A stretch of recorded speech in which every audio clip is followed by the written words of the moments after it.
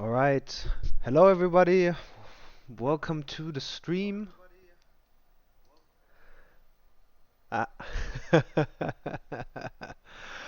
All right. I was just quickly checking to see if my OBS studio was actually transmitting to Twitch, because in the past I've actually had the issue where I would start streaming, it would appear on restream.io, but it wouldn't actually be streaming on Twitch, and then you guys would miss like the first, like it would take me like 15 minutes to even notice that it's not actually running, and then we would already start with like the pre-flight procedure, and you guys would miss out on all of that.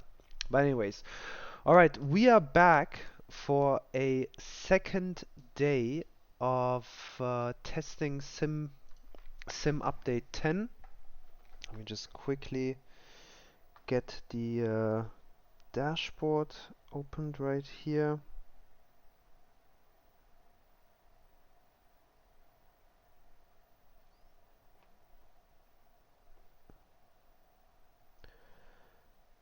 All right, perfect. One sec.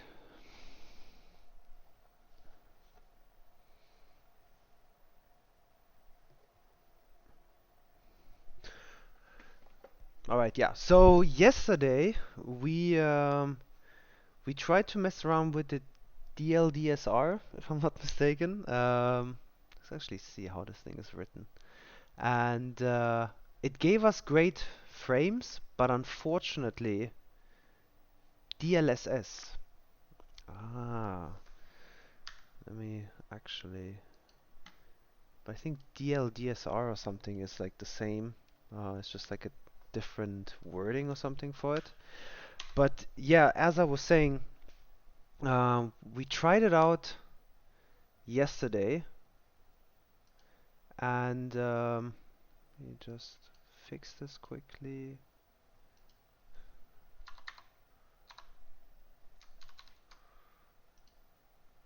Alright, so we tried Sim Update 10 yesterday with the DLSS enabled, but we noticed that the screens, unfortunately, in the Phoenix were unreadable, but the we were getting like 15 more frames than we usually get in the Phoenix.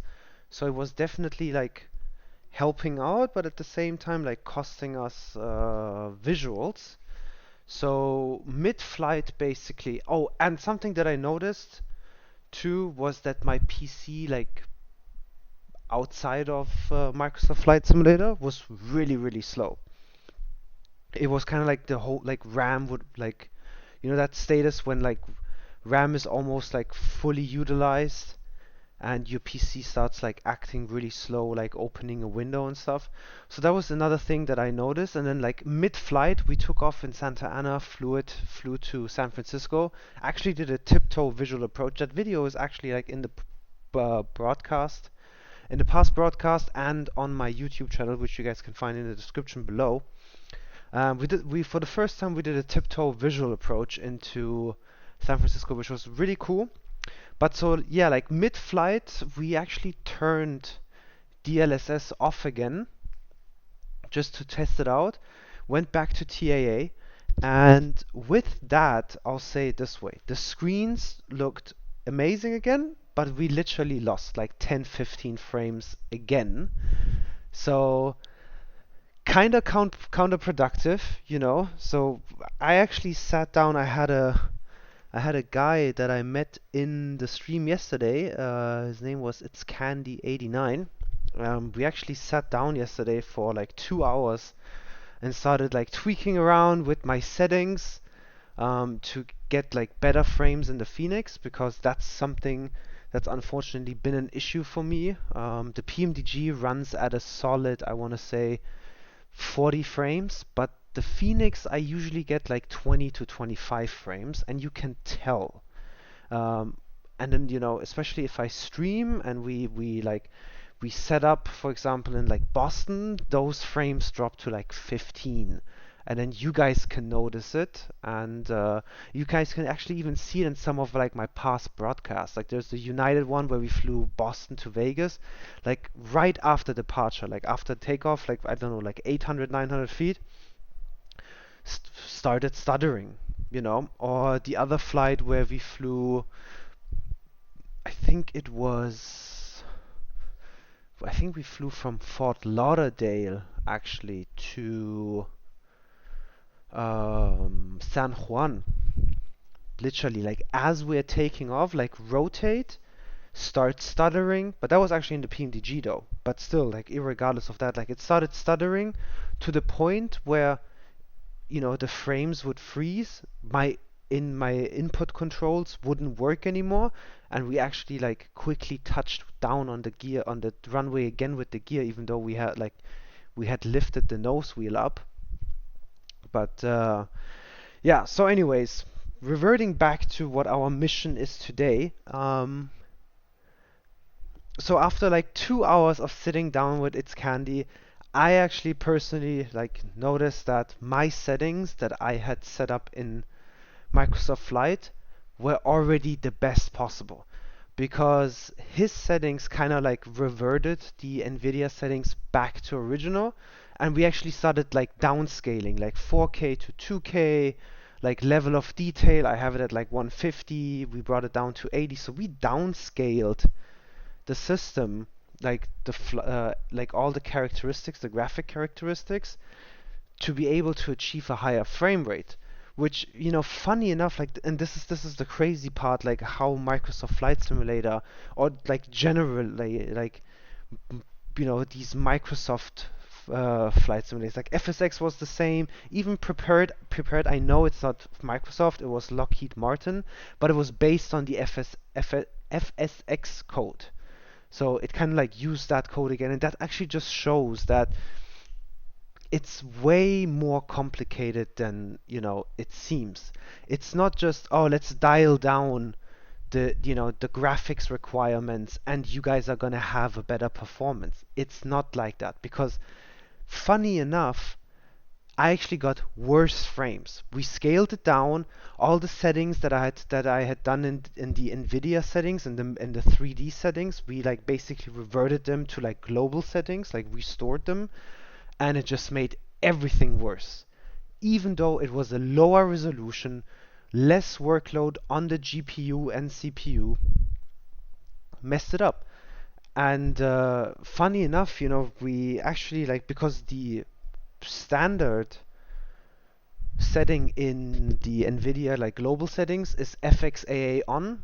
Dude, I got like a like limited by like RDR thread, and like I had like 10 frames so quickly, you know. But at the same time, that's the cool part about like the Microsoft Flight Simulator community. People are very like active on these forums.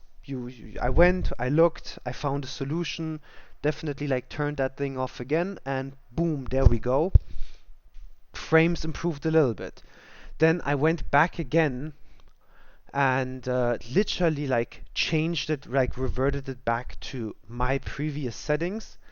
Everything that I had like at the very beginning, like basically like before sim update 10 came around, and my last flight, I want to say.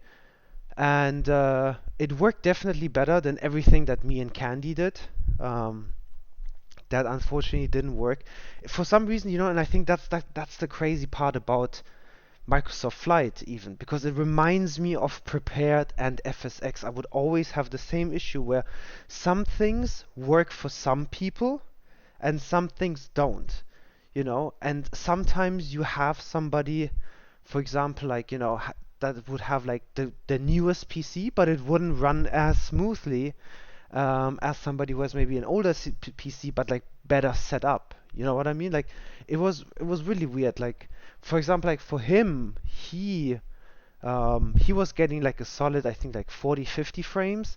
And then I think at one point he actually even like took my settings, my 3D settings and my like global settings, and he ended up getting like 70 or 90 frames.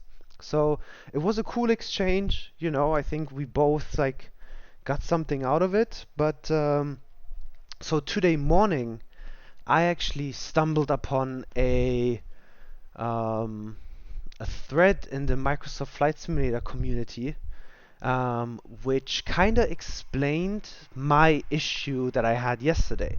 So the big issue that actually like existed for me was that DLSS was improving frames, was running amazing, but the screens looked horrible. The gradient wasn't there.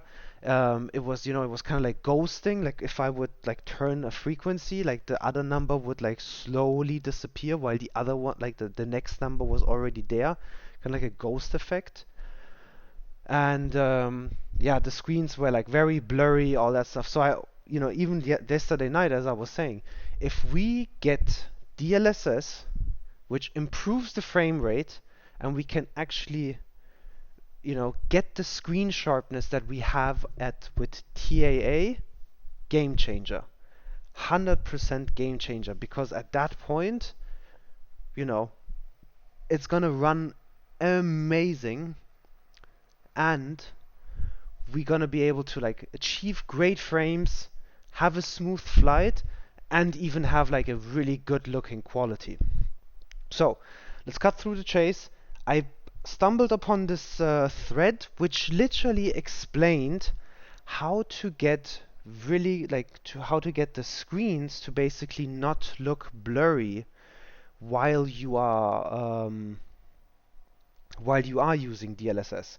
So what you do is you go into your NVIDIA 3D settings. In the global settings, you have DLSR factors, which you will turn on to 2.25, and then the next column is the DLSR sharpness, and we switch that to 50, which was recommended by the thread. We are basically gonna just test it out together. I did that already, so now we're gonna switch. We're in Microsoft Flight Simulator. We're gonna switch it to NVIDIA DLSS. We're gonna go for quality, but the sharpening, we're gonna turn that up to 200, and that hopefully will fix the issue. Give me a quick second though, because I'm a little bit unsure, because I did read somewhere, and I think it was in the same forum post, or in the same forum at least, they were saying don't use DirectX 12 yet. Let's see. Because we're gonna test that out right now with the PMDG, and hopefully it will work. Oh wait, no, my mistake. So DirectX 12 had nothing to do with the DLSS settings actually.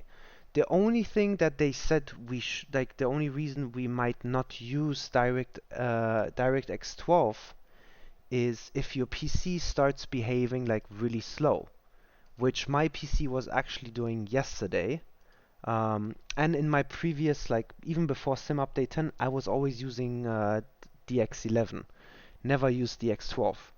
So what we're gonna do, I'm gonna leave it with DirectX 12 right now.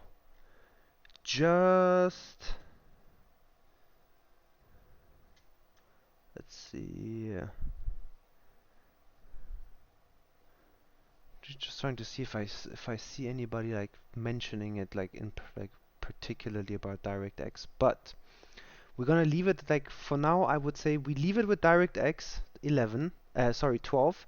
See how it works, and if it does work perfectly, we keep it. Otherwise, that's gonna be something that we're definitely gonna test out and switch back to DirectX 11. And we will just do a flight. We're gonna do some European hops today, because unfortunately it's really late in the US. It's like 10:30 at night, and pretty much in the US we have Boston Center and Toronto Center, but I'm honestly not quite sure how long those guys are gonna be online. And we have LA Tower online. Not too crazy, no crazy ATC online, unfortunately. I was actually planning on joining the Puerto. There was an event today in Puerto Vallarta, and I think like a pilots club flying. I didn't see the pilot club flying like the traffic, but I did see, like I quickly looked. I think it was like around 7 p.m. our time, which I think is what is that? Like it's like 2 a.m. Zulu. And honestly, like the Puerto Vallarta event looked kind of dead, and it was only approach online. So yeah, it wasn't too exciting to be honest, because I was hoping to fly into like Puerto Vallarta or Mexico City and have ATC online, and I always love flying into Mexico City. So it's a cool approach. It looks nice with the city. You know, you come in, it's a little bit higher elevation. The and one thing that I really, really love is when the airport is just in the middle of the city. Like you just have like city lights and city life all around you. That's something, for example, like I remember that from like my childhood in a sense, because the the old Tehran airport, Mehrabad, was before they constructed this new one. That's kind of like I think like 50 kilometers or 40 kilometers like south of the city. But the old one was in the middle of the city, which was really cool. And then Tehran itself is surrounded by mountains, like from the north, basically like the north and the east, which just makes like a really cool approach. And then back in the day when I used to fly in there when I was a little kid, we would fly Lufthansa, and we would always arrive at night, and that was like the highlight. After like darkness, like 4 or 5 hours of darkness, you would arrive into Tehran, and all these city lights, like the city entirely underneath your feet. You could like you would look at that and then land like in the midst of it, which was really cool. I think I've only been to the new one once, and it's been like a long time, honestly. I think it's been like I don't want to lie. I think like 2006 was the last time I was in Iran. Can't go back there, unfortunately, because military service. They're literally waiting for me to like enter, and then I would have to go to military service, which I'm not really keen on joining the Iranian military service, to be honest. Just for you guys who guys don't know, my parents are Persian. I was born and raised in Germany, lived there till I was 16, and then I moved to the US, and I've been living in the US ever since, basically since 2008. So, but yeah, anyways, we were talking about airports. So now I kind of lost where I was going, where I was really going with this. Which airport? Which airport? Oh, Mexico City, high elevation. Yeah, yeah, there we go. Yeah, that's always cool. That was a cool approach. I used to do the Lufthansa 498 long haul, 7478, Frankfurt, Mexico City.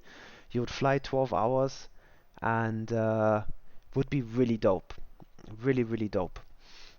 And then you would hope that after these 11 hours of flight that your simulator would make it actually for you to land on the ground and park the plane. And at the same time, departure out of there was always cool too, because of the high elevation, your engines don't give you like the same amount of power that you would expect. So takeoff definitely gets a little bit more interesting, I want to say.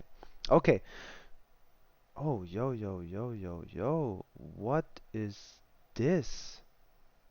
Why are my settings changed? What the I was gonna curse on stream right now. Wait, why is all of this changed to low and all this bullshit? What the fuck? Dude, I hate. That used to happen to me at the very, very beginning of Microsoft Flight Simulator. Oh, this is so frustrating. So frustrating. So now we're gonna have to do it again. Set everything up. Ah, man.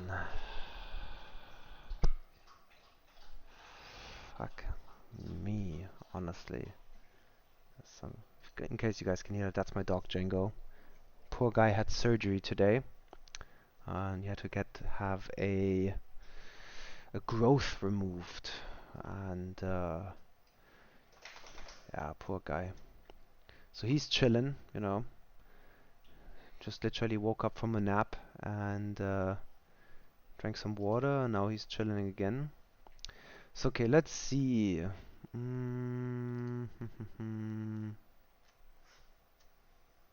Okay, so we're gonna let's set it up one more time. All right. So rendering scale we don't need. Let me just actually grab my phone. I think this is gonna be way easier, so I don't have to keep switching tasks. We're gonna set it up and then we're gonna literally test it out, see how DLSS is working. I hope it's gonna run smooth. I hope we're not gonna run into any issues.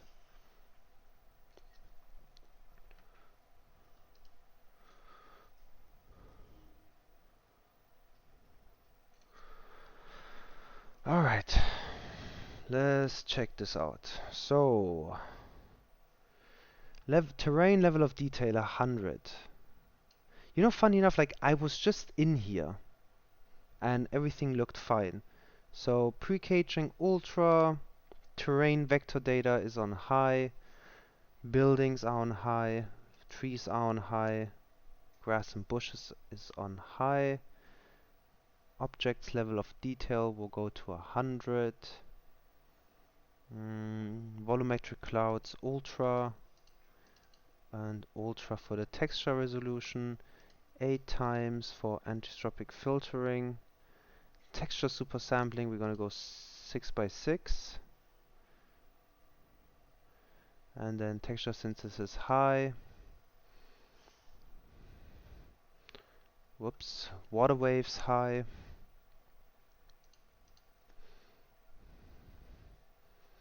Shadow maps 2048.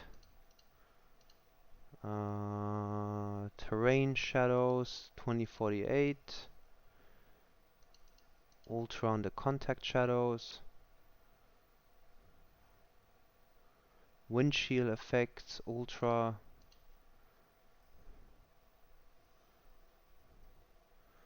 Ambient occlusion ultra. 256 for the cloud map reflections, right? Cube map reflections. Yeah, then we go ray ultra, light shafts ultra. Bloom. Do we need bloom on? We'll leave it on. We can always turn it off. Depth of field ultra. Motion blur. Motion blur we're gonna leave off. We definitely. I hate motion blur. Lens correction is off. Lens flare is off. And the glass cockpit refresh rate is 11. And we must restart the flight simulator. Kinda gay, but gotta do what you gotta do.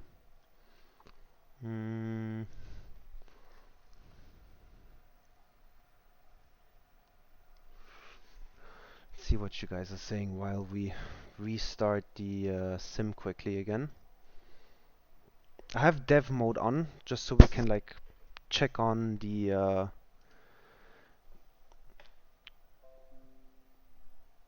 frames. Alright, I'm restarting Microsoft Flight Simulator. Screen should be showing something here in a sec. Let's see what you guys are saying.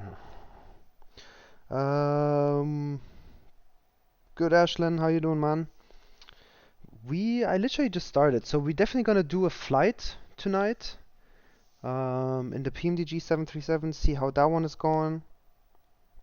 Real deal, 888. Nice to see you again, man.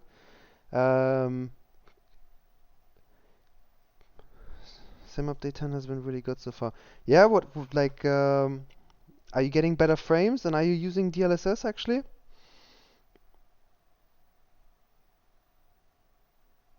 Would be interesting for me to know how your experience is and what you are actually like running and using with what plane.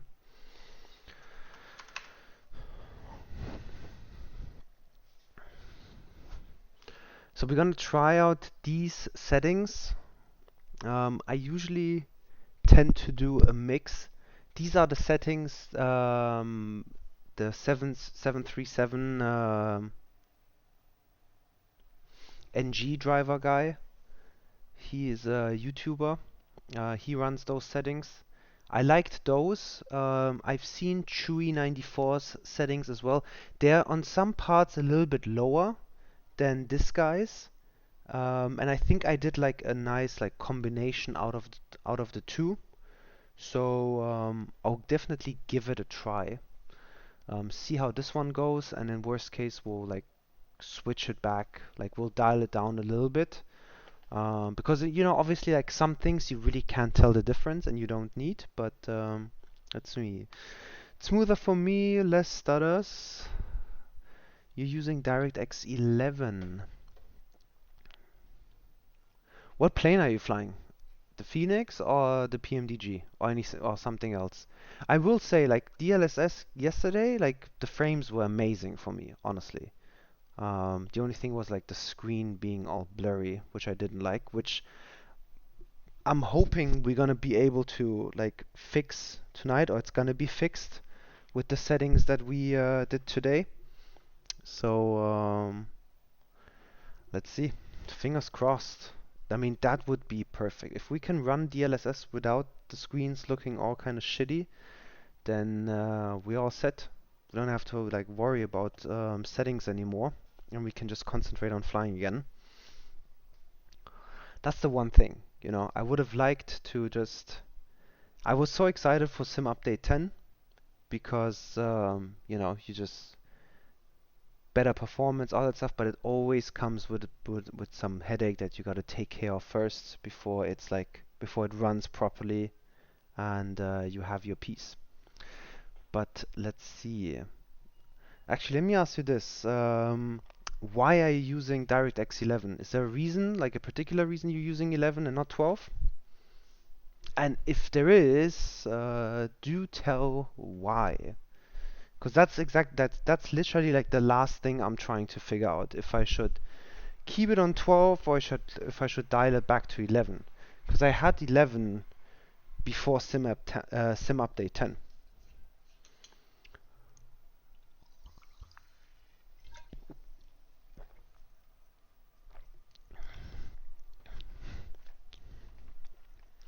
I'm really hoping this is gonna work out nice. Alright. Let's quickly check on the settings, make sure quality 2, 100. You know, I think this is where the difference actually comes in.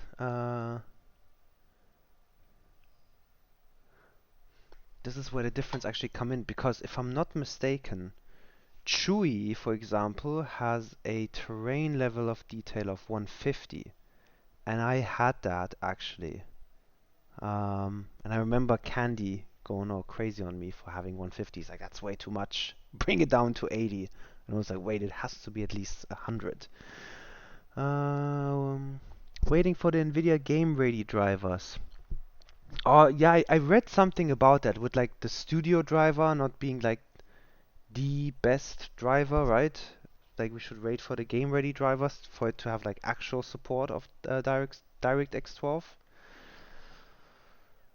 I was surprised too that it still said better for DX12.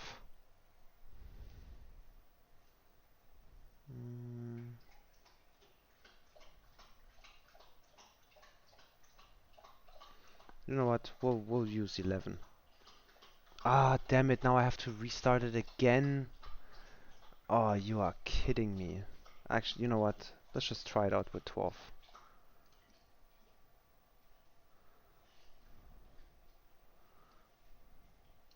No, damn it. Now I'm not gonna know. Alright. Sorry guys, we're gonna have to restart the sim one last time. One last time.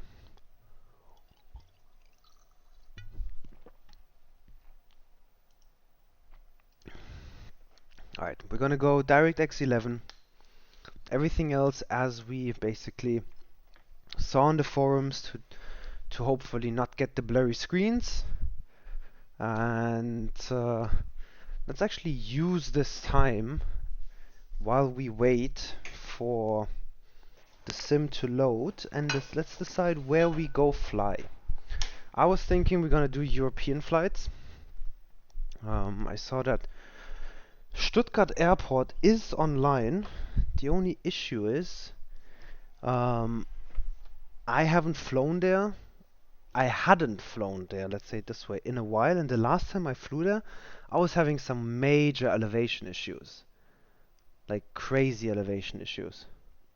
So I'm not too keen on Stuttgart. Like Zurich Tower was online, but unfortunately he already went offline. What do we have here? We have like Ostende. Yeah, no, that's like some Belgium airport. Definitely not interested in that. Well, let's see. We might even just fly without ATC, unfortunately. Oh, we have Casablanca Tower online. Well, we can actually, you know what? Let's maybe see. I did uninstall and like re-download Stuttgart, so maybe they fixed it, maybe they didn't. I don't know. Let's for us to find out. We'll load up into Stuttgart. Hopefully, because that's actually my home airport, my former home airport. It's literally like next to the city where I was born and grew up. So hopefully, it's gonna work. And if it doesn't, then we'll just go somewhere else.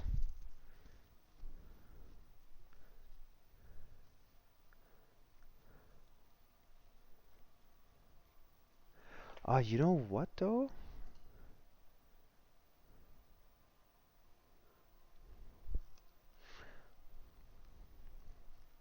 I actually changed the ICAO type designator in the PMDG 7378 CFG to 7378, but for some reason it's still still saying aircraft Boeing 737, but it should say 738. Okay. We are gonna fly. Yeah, we're probably just gonna. I'm not a big Ryanair fan, to be honest. Never was. Oh, we have Iran Air too. But we're gonna fly Air Berlin. Um, yeah, let's fly Air Berlin. Air Berlin. Any of you guys flying that like Tegel event last year, where they said good, like it was like the end, the last flight, the last day of Tegel? That was a sick event. Not gonna lie. I flew like 3 flights into there. One, like we flew Kennedy to Tegel. My buddy was flying United 76. I was flying Air Berlin A330.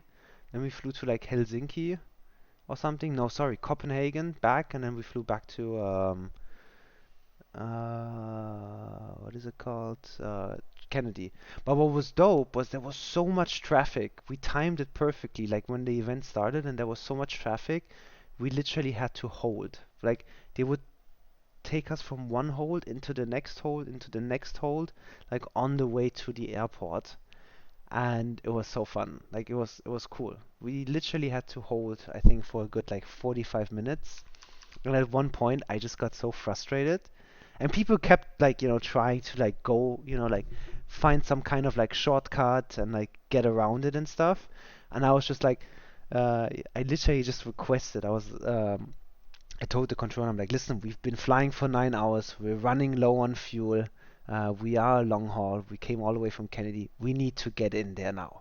And that actually worked. It was so funny. He was like, all right, leave the hold, direct, I don't remember what. And then, funny enough, my friend Ada actually pulled the same thing. He's like, yeah, we're actually on the same page as Air Berlin. I don't know. I think it was like 7308 or something.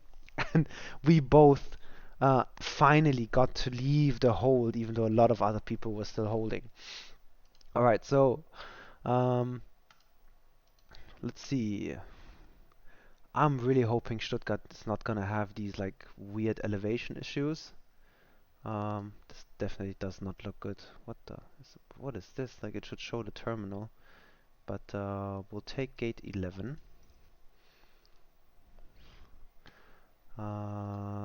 Let's get live weather and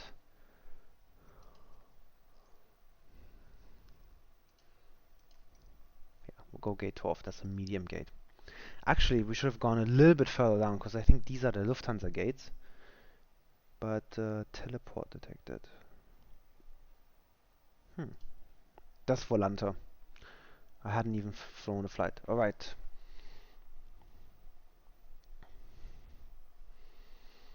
We're gonna quickly check the settings one more time, make sure that they are what they are supposed to. And then let's fingers crossed Stuttgart doesn't disappoint. Oh, we have Liège airport. Ah, shit. Do you guys see these like elevation issues? Let's see if but I think it's gonna stick with the plane, right? Has anybody had this issue? Okay, so we're getting 40 frames limited by GPU.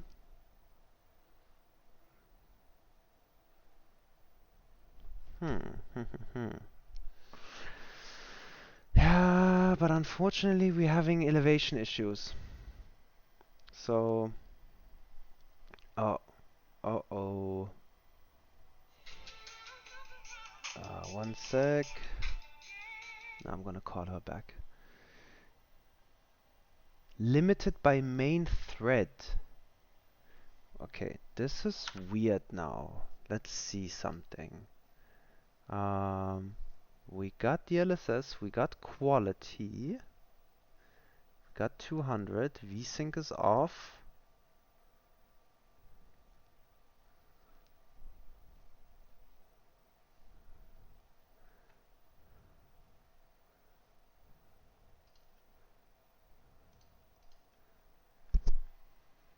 We're getting 40 frames. But am I tripping, or like are the screens still not like perfect?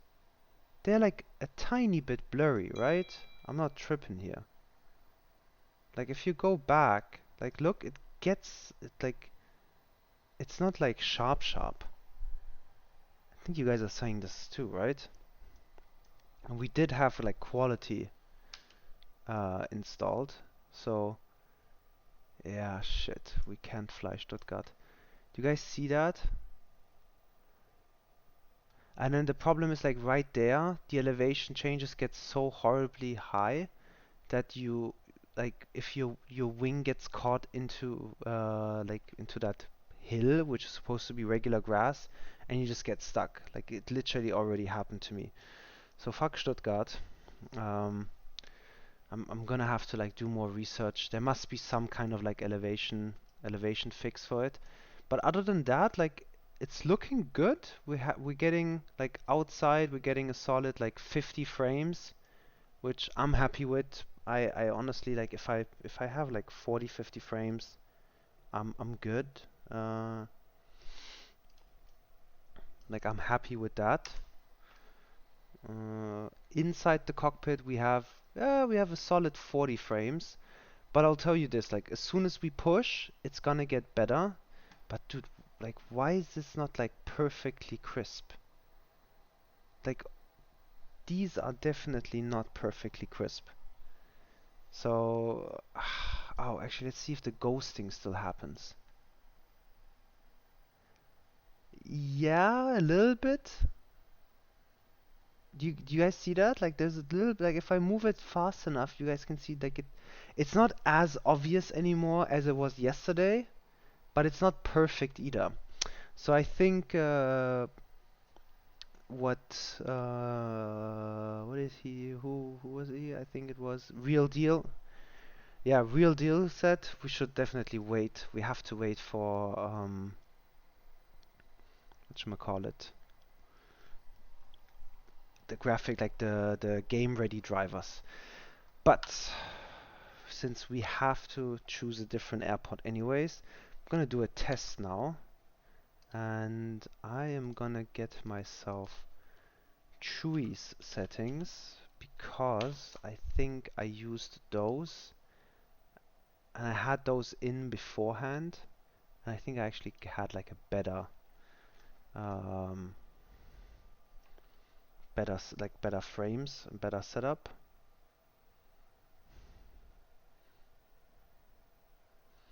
We're gonna copy this one as well and try it out and see if where we get better better frames.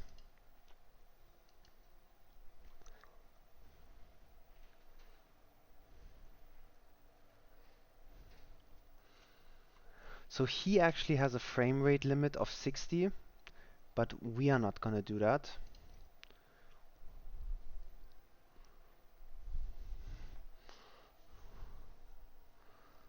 Yeah, so he has a terrain level of detail of 150.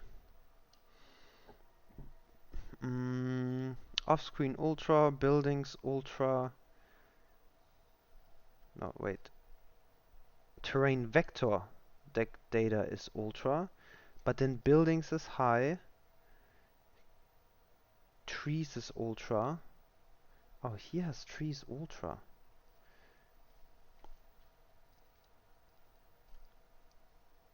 Ah, wait. Okay. So these are actually higher than what the 737. Yo, objects level of detail 115. Why is like I didn't put 115. I put 100, right? Why is this changed? Volumetric clouds, ultra 16 for anisotropic. Texture super sampling he has off. Texture synthesis he has ultra. Water waves medium. Shadow maps 2048. Contact shadows. Wait, is that terrain shadows? No, I'm confused. Terrain shadows 512. There we go. Contact shadows ultra. Windshield effects high. Ambient occlusion high. 256 high on ray wheel. Dead shafts is ultra. Bloom is on. Depth of field ultra. Motion blur off. Lens correction off. Here's lens flare on. Now we have that off, and let's see.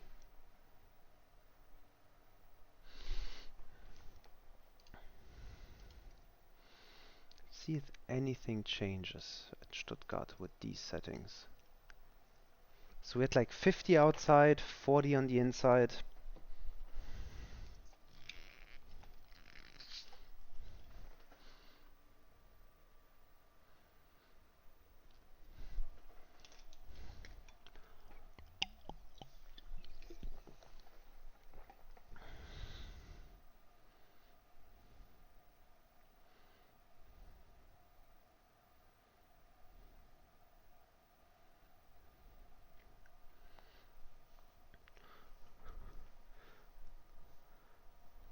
Okay, back in Stuttgart. Fortunately not gonna fly it, like I said. I'm gonna look into this elevation change. I did upload the latest version, but that definitely did not fix it. So, let's see. Okay, so I feel like kinda the same, right? Am I mistaken, or did we have 40 in the previous one, or did we have 35 in this one in the previous one as well? So outside, okay, so outside the other one was running definitely better. Oh, dude, this one is having some issues. Oh no, there we go. Getting better, but like with the other setup, we had like solid 50 frames. Now we have 40. Still smooth, but like obviously, some settings are a bit higher than what they were before. I personally though will say I don't see a huge difference in terms of quality, so I think we might just go back to the previous settings, because if I'm not mistaken we had like 40 frames in the cockpit on the other one. Now we only have 35. Um, you know what I want to try? Let's just see what happens if we go TAA now.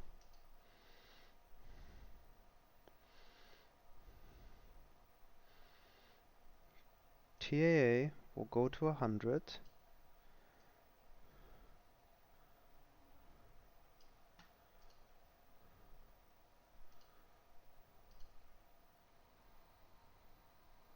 Same frames.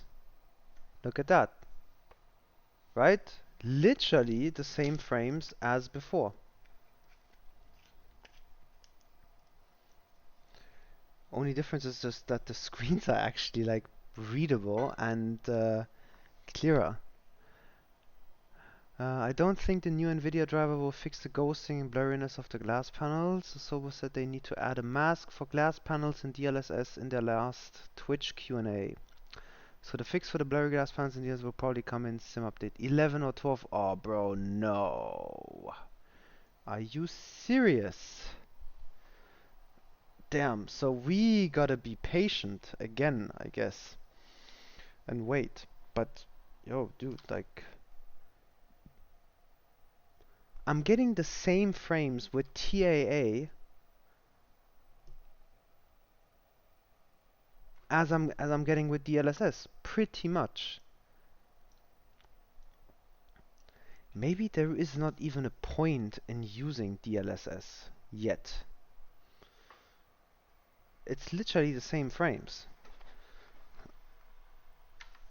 Let's see this. Not controls, general options. I'm gonna go back to 737NG driver settings though. I liked those definitely more. I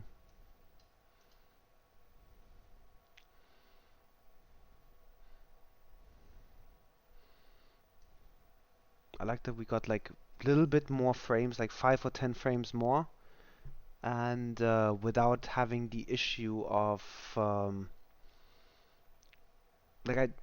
we would get like at least 5 frames more, but at the same time like I didn't see a huge difference in quality. Like one didn't look better than the other. What do you guys think? Did you guys see like a big difference? Volumetric clouds ultra, texture resolution ultra, anisotropic filtering he has 8 times, texture super sampling he has 6x6, which this guy has off.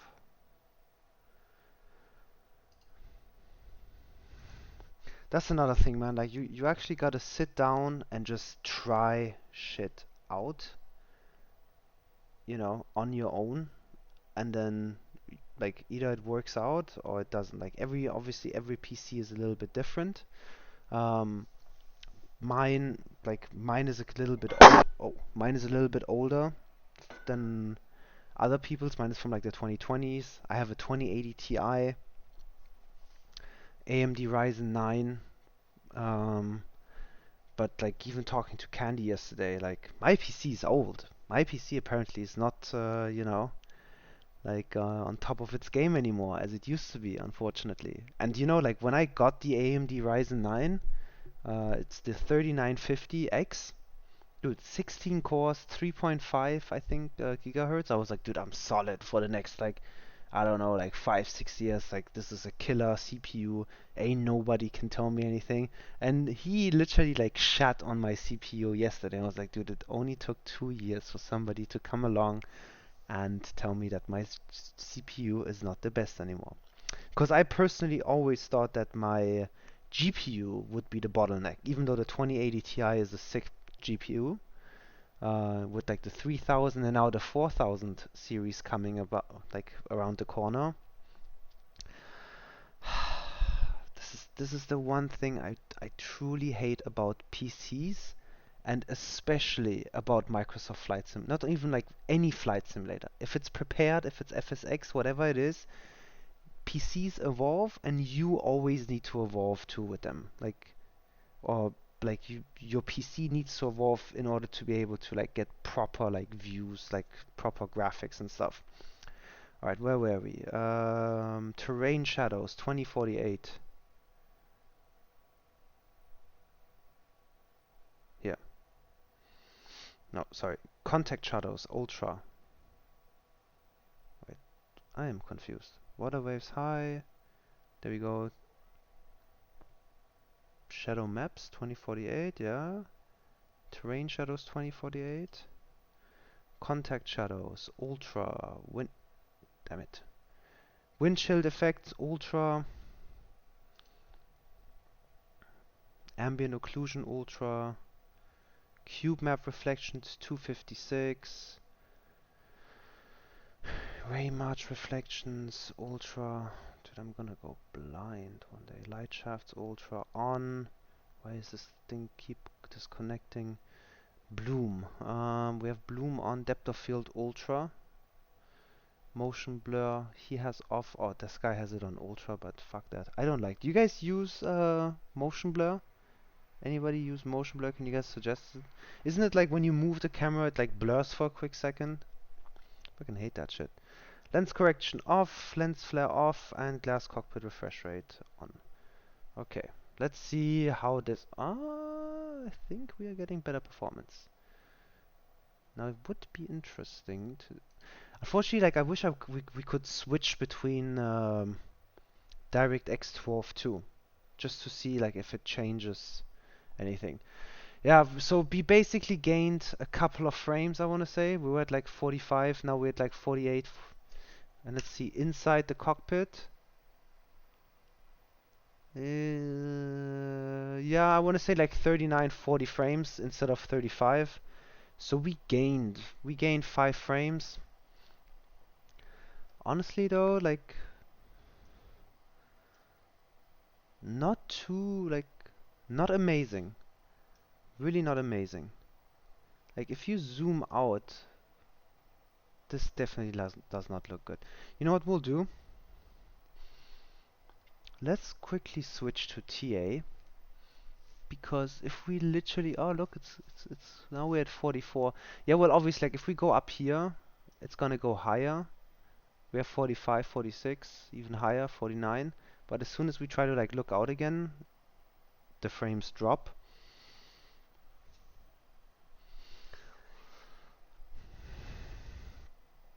I think I'm gonna stick with TAA, honestly. Which is really weird too, like I'm limited by my main thread. I don't even know what the fuck that is. I'm gonna have to Google this one to see what the issue is. Because before it was like limited by GPU.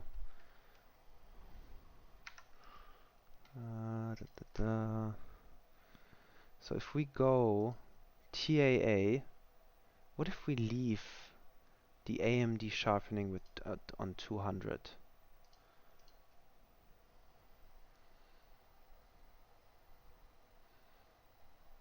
Yeah, we lose maybe like 2-3 frames, but that's honestly negligible. Like negligible. I can't say it. You guys know what I mean. Like you can barely notice it, honestly. Oh, main thread means you're limited by your CPU. Honestly, dude, like I did not expect my CPU to like mess with me. I mean, CPU memory, we have 8 gigabytes out of 32 utilized. Well, that shouldn't be an issue. I wonder what it is.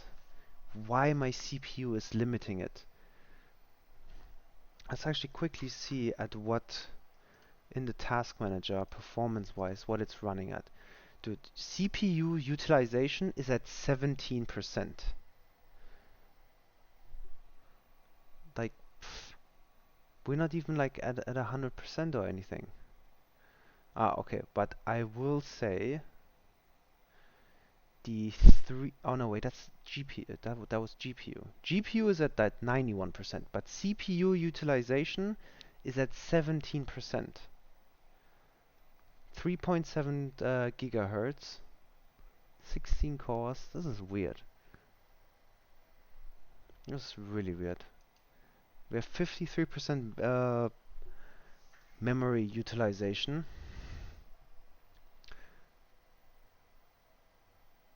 It keeps switching. Do you guys see, like, between main thread and GPU? But this is with TAA now. So TAA. Ah, okay, but hold on.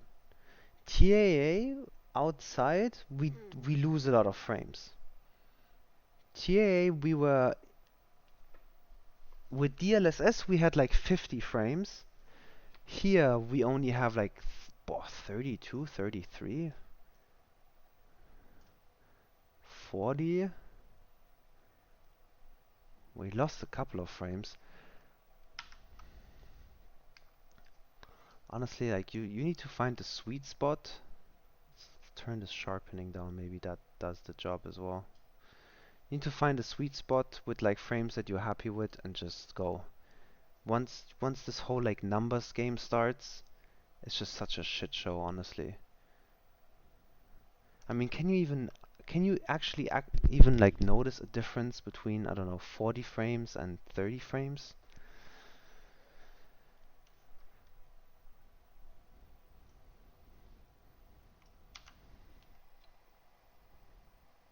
I mean, it's smooth in here.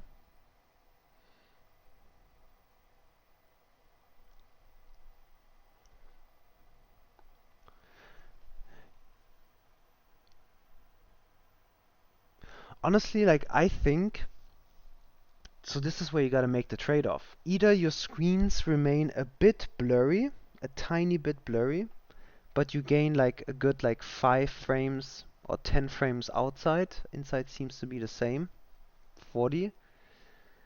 Or yeah, you have perfect like better screens and pretty much have the same. We're gonna stick with TAA, honestly. Fuck DLSS. I'm sorry to say, but it's not doing shit for me.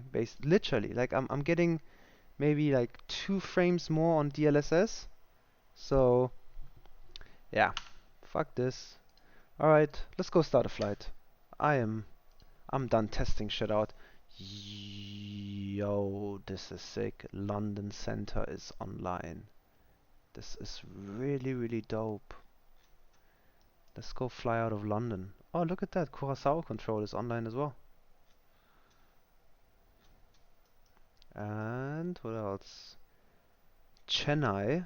Oh, Chennai. Should we go fly in India? Dude, London being online. That's really sick. Okay, now comes the question.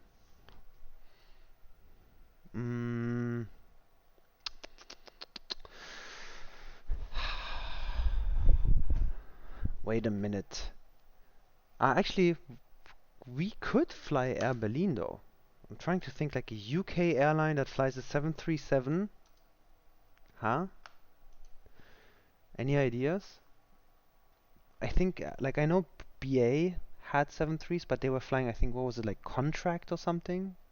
The airline was called. Heathrow, we have a scenery. Otherwise, I know we could fly out of like Stansted. That's Ryanair. You know what? I think I've never flown Ryanair in VATSIM. Let's take a look. We have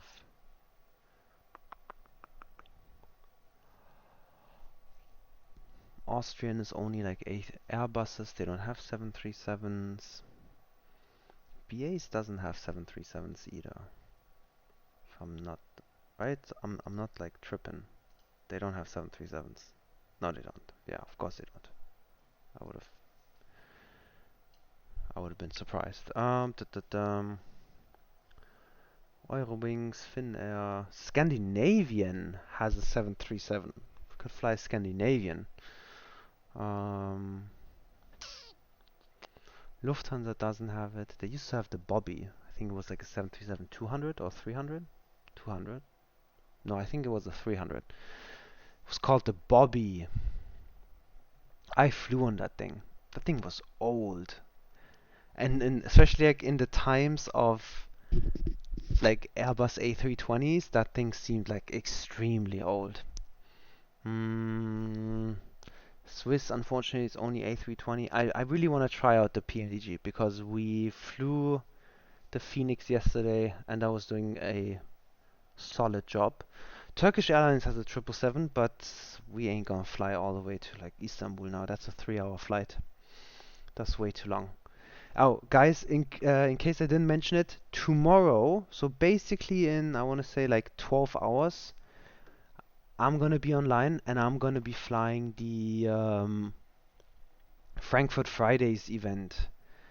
So we gotta come up with like a cool routing. ATC is gonna be off the hook um, in Europe, and we're gonna be doing some European hops definitely.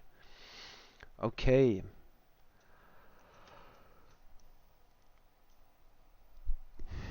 Yeah, honestly, I think we could just fly Air Berlin. Um, Air Berlin to like anywhere into like Europe. Or we could do Stansted, which is a Ryanair hub. But the only problem is I don't have a Stansted airport installed. So we would have to probably like close the airport, like close down the whatchamacallit, like the simulator again. I'm not really trying to do that. Oh, yo, there is a really good looking Stansted airport out there. And it's a freeware. Yo.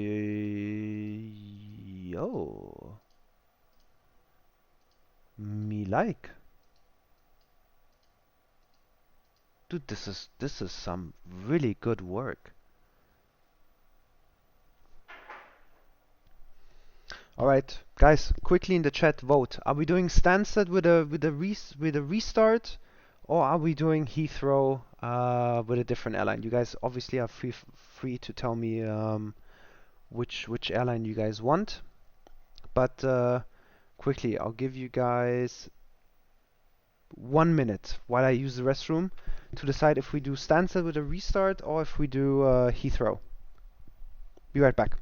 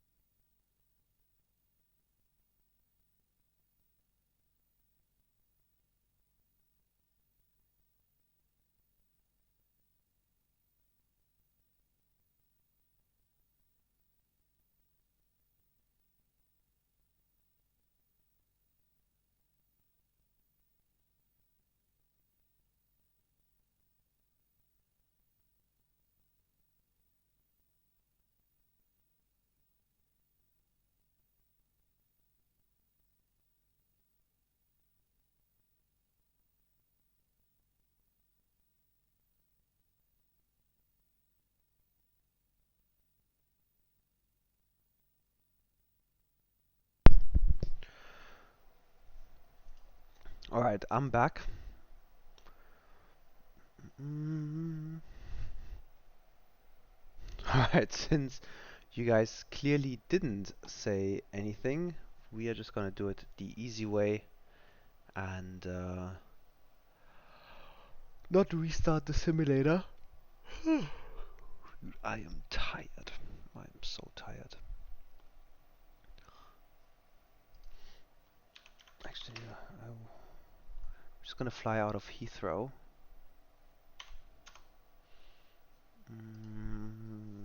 With Air Berlin, I guess.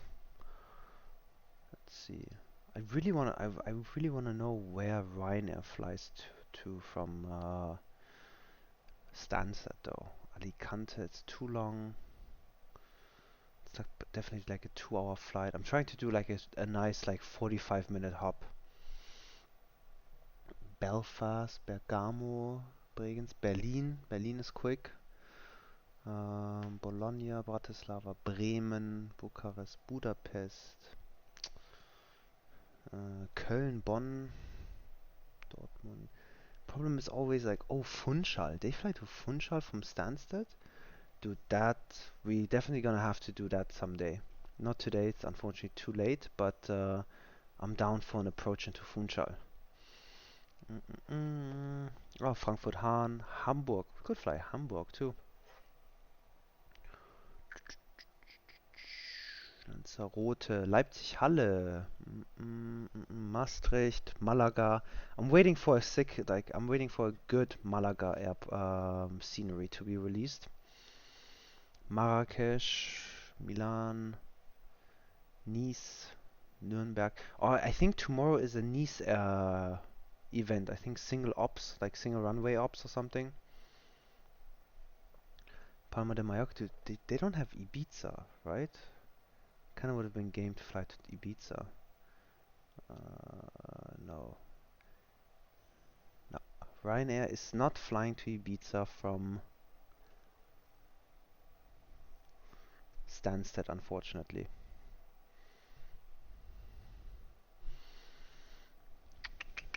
Salzburg.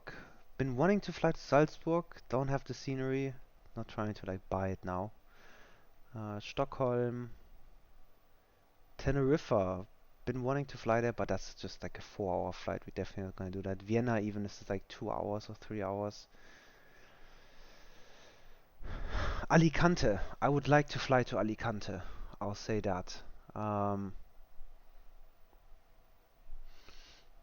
Because I've been flying there this summer. My friends live there, and I spent some time there. So I've actually been wanting to fly there. Ponta Delgada, they fly as well. That's really cool. I'm sure there is a cool scenery out. Oh, Santorini as well. Sick.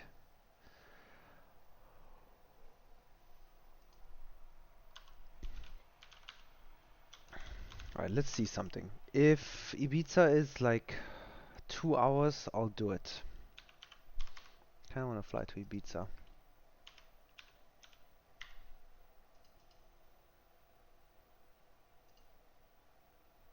Ah, look at that.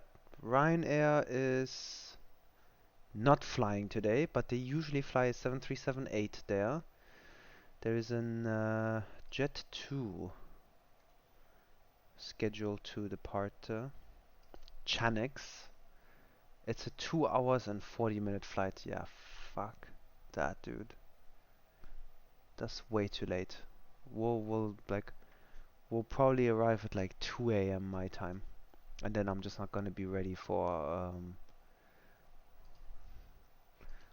Frankfurt Fridays tomorrow, and that's definitely way more important. Let's see Berlin. I'm sure they fly to Berlin. Berlin is always fun.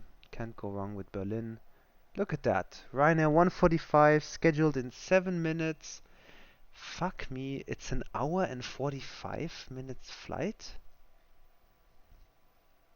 An hour and a half. Okay, that's 1 a.m. I think that's definitely doable. From Stansted. Or we just fly Heathrow to Berlin as Air Berlin. Yeah, we're gonna fly Air Berlin.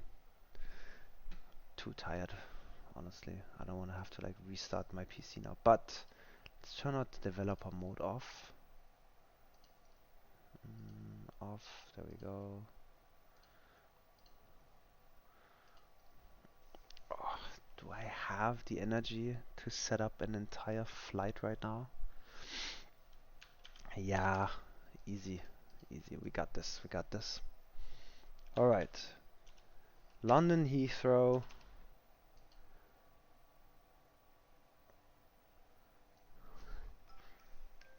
I wonder where did they park again?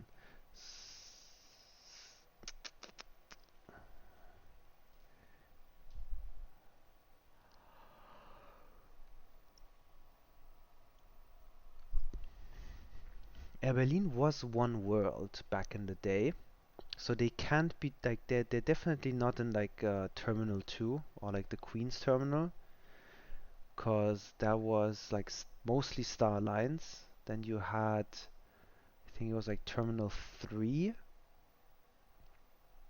but that was Delta, right? Delta, KLM, Virgin Atlantic, those kind of guys, and then Terminal 5 is all BA. So Terminal 4, right? Must be Terminal 4.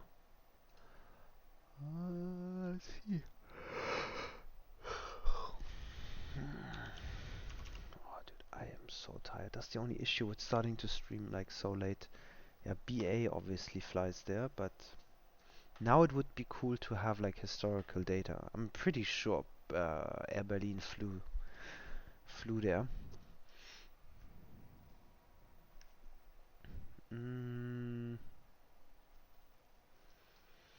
What do you guys think? Where should we park? Queens? Definitely not Queens Terminal. Qatar is one world as well, right?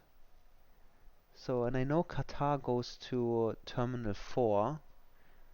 Ah, here. You know what? We'll make it easy. Let's just see where American Airlines parks, and we'll go from there. Because I'm pretty sure American Airlines doesn't go Terminal 4.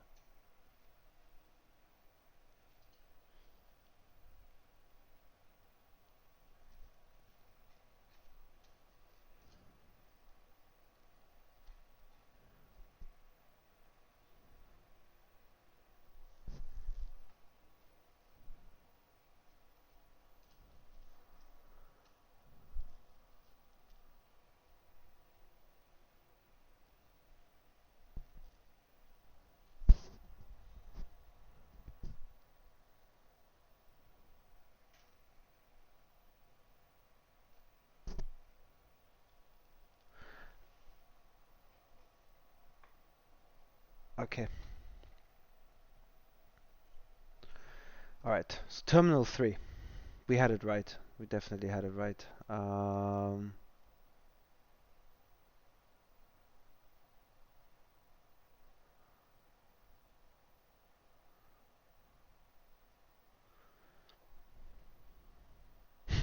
I personally don't even know why why are the buildings not showing up? I don't understand that.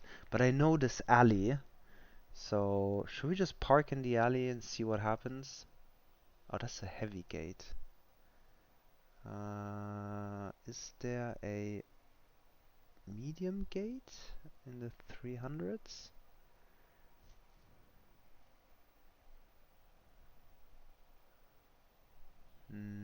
I guess not. Terminal 3 is definitely where like one world was. So, you know what? What is this? 329 parking, ramp 29. Gate 29 and ramp 29. What is the fucking difference, dude? Yeah, whatever. Let's just go into the alley. I haven't flown into Heathrow in such a long time. I really don't remember anymore how it was set up back in the day, or like how it is set up anymore. And I used to like know all this stuff off the top of my head. I can't believe we're messing around because of a fucking gate for so long. Honestly, it's wasting time. Oh, there's JetBlue. Oh, this is where JetBlue parks? Dude, it's so cool that like JetBlue's flying with an A320neo to London these days. So Brussels Airline, that's Star Alliance though. There's Lufthansa flying to Munich. They are flying Star Alliance as well. I'm just gonna quickly take a look at Terminal 3 so we can see what kind of looks like a normal gate we could park at. You know what? Alright, alright, alright. I think I found normal gates. At least with like one jetway instead of having two. Yeah, this looks like a passable. So 325. We'll go 325. There we go. Gate 325. Let's go. Let's set it up. Sim brief. BER. We're gonna go Air Berlin.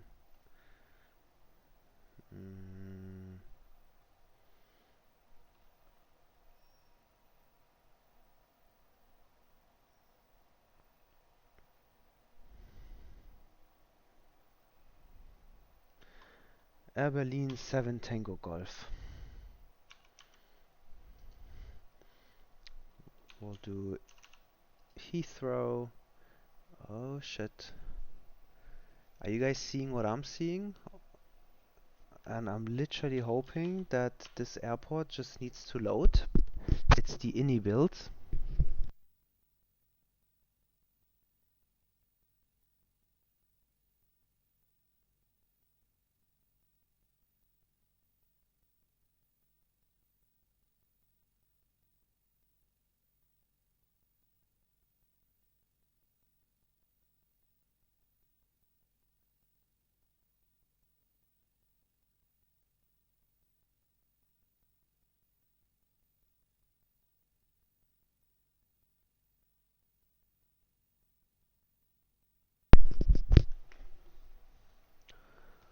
Alright, this looks kinda okay. Why are the ground markings so like shitty? Oh, I have a bad feeling. Oh, and it's raining though. Please don't tell me like it changed the settings again. No. Oh wait, I just turned that down to 90. All the state, okay. Alright.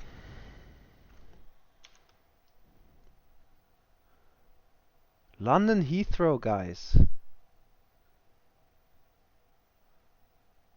Little foggy.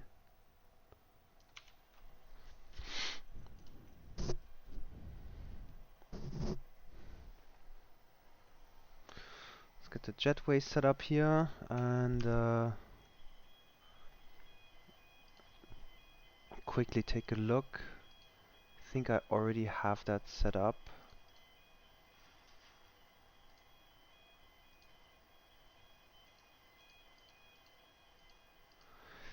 Yeah, so this is basically set up to my preference, to be honest. Having like all the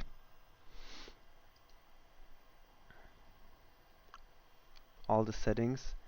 But actually, I think no, they did have some with the LED lights. Air Berlin did have some, if I'm not mistaken. And then let's just make sure we have kilos in here. Yeah, we do have kilos.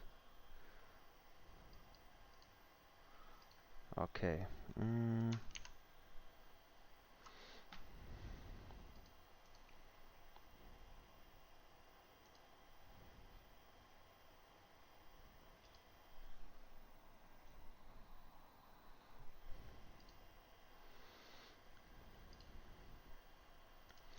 Take a look at the ATIS.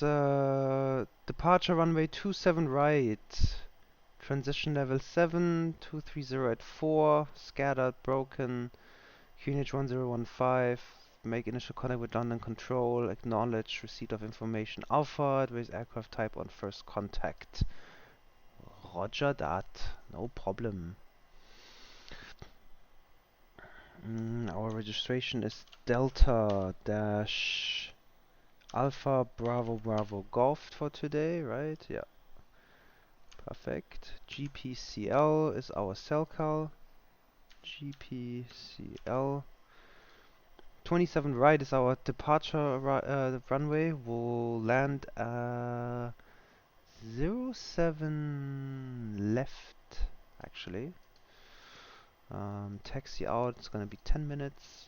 Pretty straightforward.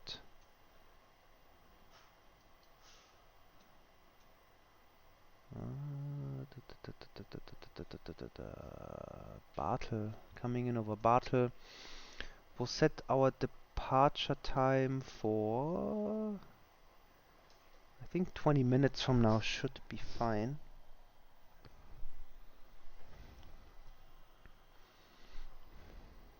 Yeah, 20 minutes from now should be fine. Actually, we can actually go like 10 minutes from now. We're not gonna do the whole boarding thing today. Perfect. Alright, generate flight plan. Then we'll use this time, pull up the Heathrow charts.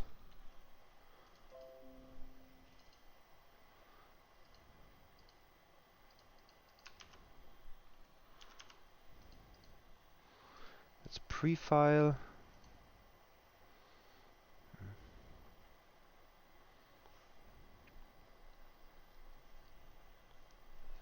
VATSIM.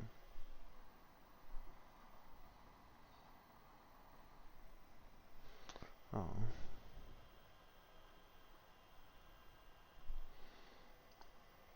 VATSIM seems to not be working. Let's try pre-filing one more time. There we go. We're gonna go 3700. Well, flight level 370. Fine by me. Alright, flight plan filed. Let's get vPilot started here. What's it called then? 7 Tango Mike, right? 7 Tango Mike. Air Berlin, 7 Tango Mike, 737-800. Our cell call is GPCL. It's not like we're gonna need it.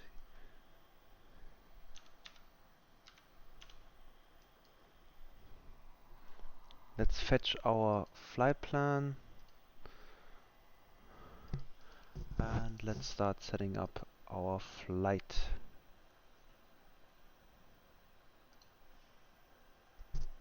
London control is still online because he's not showing up in my vPilot controllers and range. Okay. Oh, did you guys see that stutter? No bueno. 1015. Perfect. Well, we're gonna turn on the cockpit lights because this beautiful European weather is definitely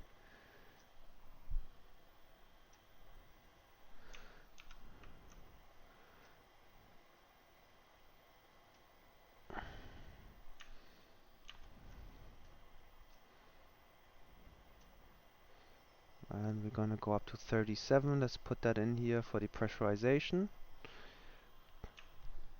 And let's actually like set up fuel and everything. We're taking today with us 7 tons, 73, 24. Our payload is 54.8. Rather light, I would say.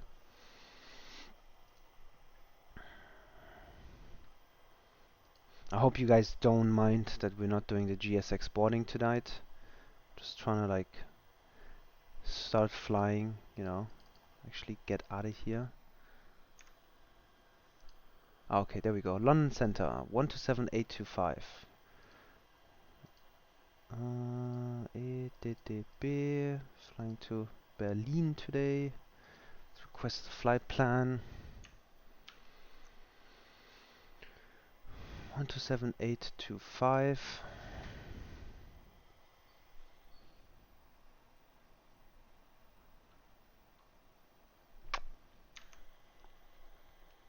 Wait, what is that? Seems really quiet. That's a first. Alright, we're gonna load the route.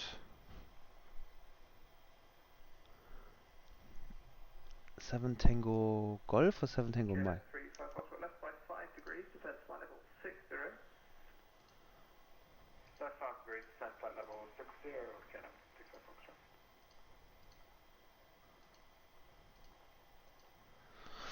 I haven't flown in London in a long time. Dope. Alright, let's get this out of the way. Doors are closed. Dude, look at the visibility. This is gonna be sick. Alright, let's quickly pull up ground charts. Get familiarized again. So 27 right is our departure. Terminal 3, so we're probably gonna get Golf, Foxtrot, I wanna say Alpha or Bravo. And then probably Link 22 or Link 22.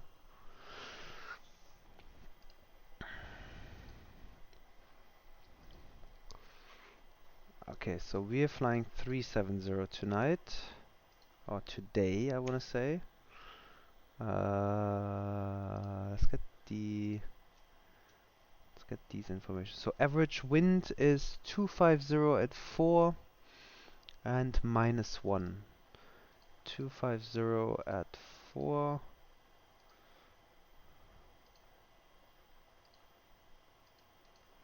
and -1, so -57. Gonna subtract. Transition altitude is 7,000.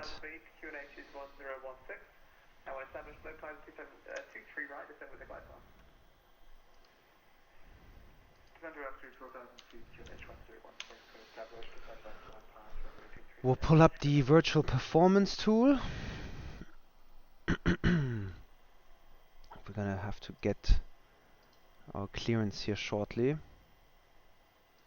Alright. We're flying the 800 EASA. Let's double check. I am unsure, but I'm pretty sure that we have the carbon brakes on board. Right? Carbon, okay.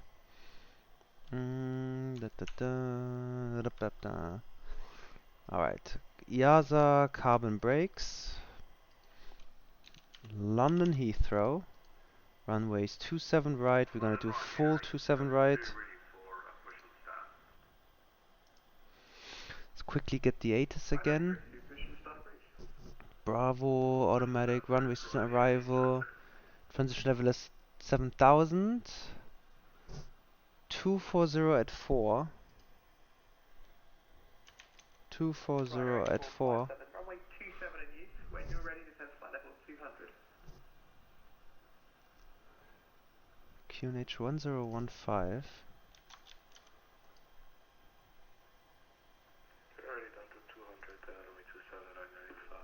Did I not put 1015? 1015? QNH is too low. Please check. Oh, that's the one thing that really fucking sucks. Like, I keep having to change this.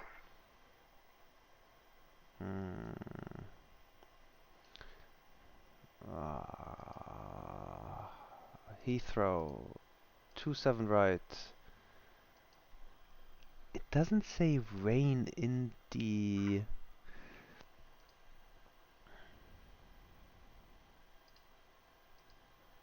240 at 4. Temperature 15 1015.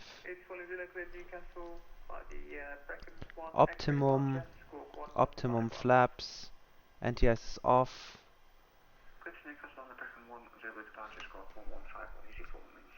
It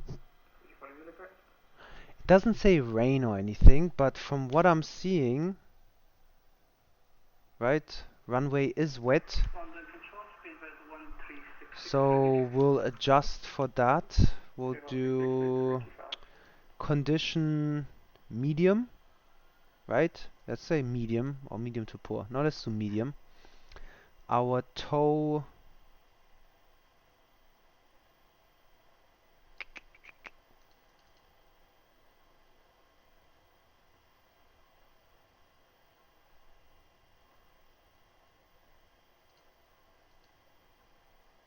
This is V-line 1845 requesting to start. V-line 1845, push and start through. Roger, that's pushing start to V-line 1845. Virgin 190, report ready for departure. Roger, ready for departure, Virgin 190 Zulu. Delta 038, descend. Alright, so our gross rate is 62.1 in kilos. 62. Our max CG is 25.3. Let's calculate it. Let's go. There we go. Yeah, you click for the route, but not for the descent. It's two different things in Europe. Okay. Flaps 1. Virgin 19 Zulu, surface wind 240 degrees, 4 knots. Alright. Takeoff. So assumed temperature not found for these conditions. No assumed temperature allowed. Ho ho ho. Alright, so flaps 1 optimal. We are gonna derate to 22. Just cross there, I'll call you back. Brake, run rate 457, descend now, flight level 200, expect straight in, runway 22k. Climb 1. Tom Jet 148, monitor Unicom 122.8. 123. 142. And 149. Alright, so this one says 5.09er, but virtual performance would actually gave us 5.25. That's correct. KLM 35 Foxtrot, close to land 23 right, the wind is variable at 2 knots. I'm surprised he's giving us... KLM 35 Fox, close to land 23 right, wind variable at 2 knots. Close to land 25 right, KLM 35 Fox. And London Control, do you copy our readback for the takeoff clearance? Because there was static noise before. Yeah, you're going to take off 240 degrees, 4 knots. Alright.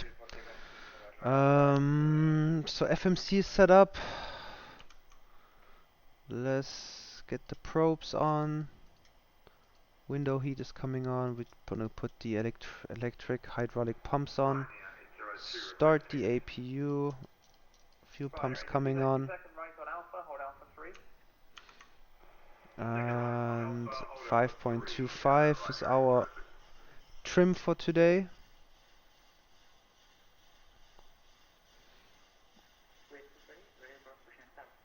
Okay, we have to actually get our clearance.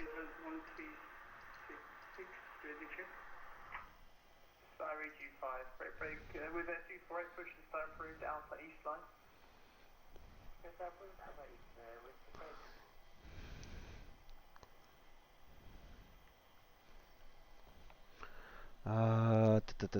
Let's one more time take a look. So initial contact, we're on control, acknowledge, receipt of information, Bravo, advise aircraft type on first contact.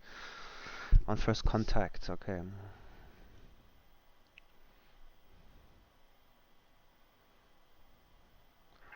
Okay, wait. London Control, good morning. Airberlin 7 Tango Golf, Boeing 737-800 at Heathrow with information Bravo requesting IFR clearance to Berlin. Airberlin 7 Tango Golf cleared to Berlin. Brookmans Park 7 Foxtrot departure and squawk 7221. Alright, we clear to Berlin by the Bergsman 7 Foxtrot departure, squawk 7221 for Airberlin 7 Tango Golf. Airberlin 7 Tango Golf, that's correct. Alright. Easy. Like, look how short and nice their IFR clearance is. 7221. 7221. We're gonna turn on APU and we're gonna set our squawk to transmit. We're gonna call for push. GSX always needs a minute. Let's set the parking brakes. Parking brakes are set. We can release the ground power, release the chocks.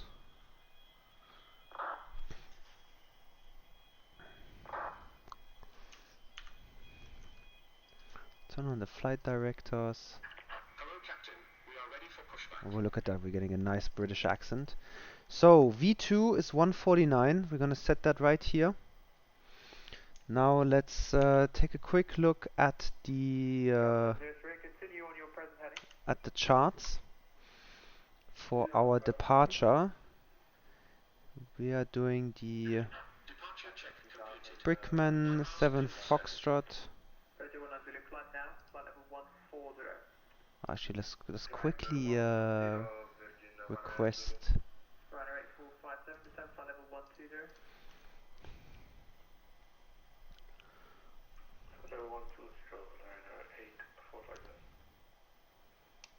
And London Control Air Berlin 7 Tango Golf requesting pushback.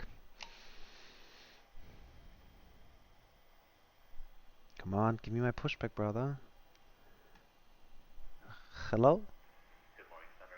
No? Okay.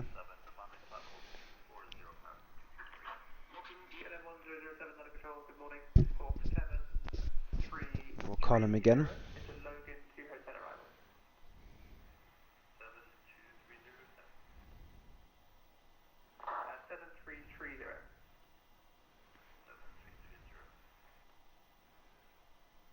London Control Air Berlin 7 Tango Golf requesting push.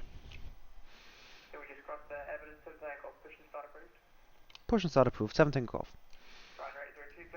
I don't know. Alright. Parking brakes released. APU bleed is coming on. Packs are turning. We're turning the packs off and let's start engine number 1.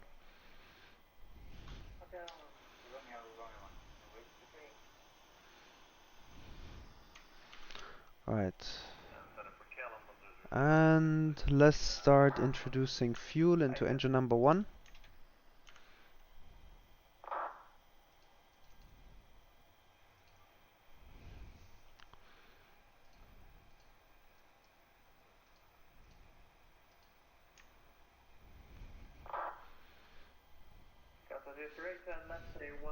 Oh, I was so tired, I wanted to go to sleep and that. Now though. Okay, let's see. Bricks, due to interaction with other routes, do not climb above 6,000 until cleared by ATC. Ha ha ha. You guys see? There you go. So, above 6,000. So that's the maximum we can climb. Alright, engine number 1 is stabilized. Let's start engine number 2. And our beacon light should have come on like 30 seconds ago before we started moving. That's why real world we actually use checklists and we make sure to be well rested when we fly. So these kind of mistakes don't happen. So let's introduce fuel to engine number 2.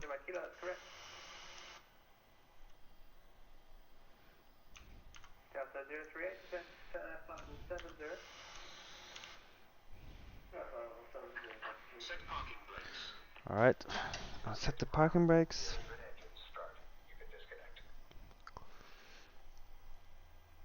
Alright, let's parking brakes 5, parking brakes, auto brakes 5, flaps 5 for takeoff. Still gonna wait for engine number DOS to stabilize. We could have done an one engine taxi. Ah! I'm literally gonna like put a banner or a sticker somewhere here, so we actually start doing one engine taxis. Alright, engine number 2 stabilized. Packs coming back on. APU going offline. Gen 1, Gen 2, and APU off. Fasten seatbelt signs are on. Actually, I think Volanta is running, but I have not. Oh shit. Volanta. Add a flight plan. Boom, there we go. 7 Tango Golf.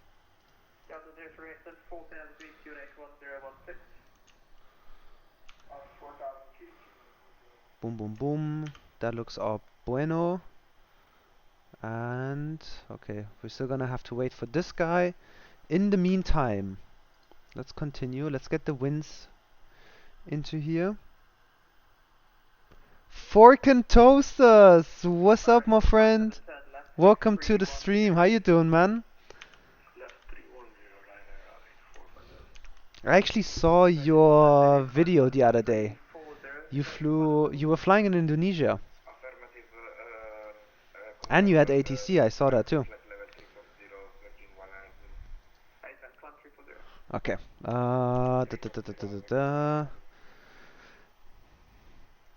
Things are looking good. We're gonna set our heading to 269er, our departure runway.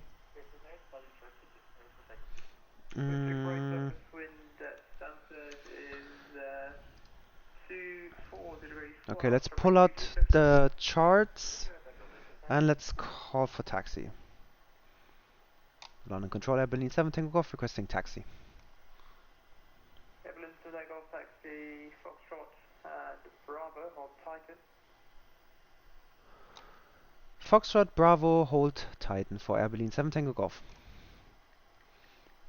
Alright. Let's go. Okay, so we go out, make a right on Foxtrot, right on Bravo, and then we're gonna hold shot of taxiway.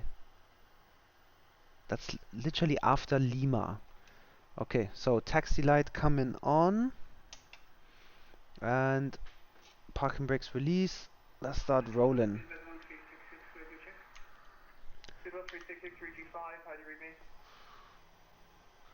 Oh, look at that. The rain stopped, so we have clear conditions.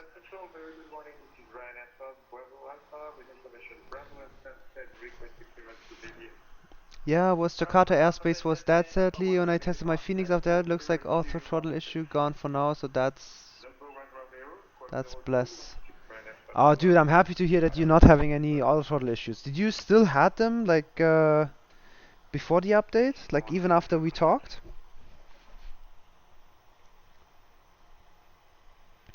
Alright, quick one to Berlin today.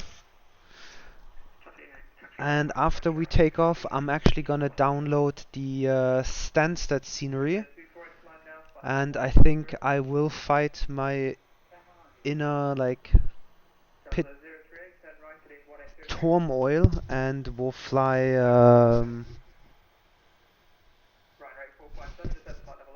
Ryanair. I really don't like flying Ryanair. I don't think I ever flew Ryanair on VATSIM, but I think it's time. Oh, you guys, you know what we would have done too? Is we could have just flown to Amsterdam.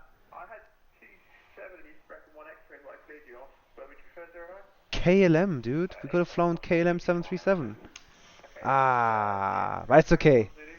It's cool, man. Some nostalgic like 737 flying Air Berlin.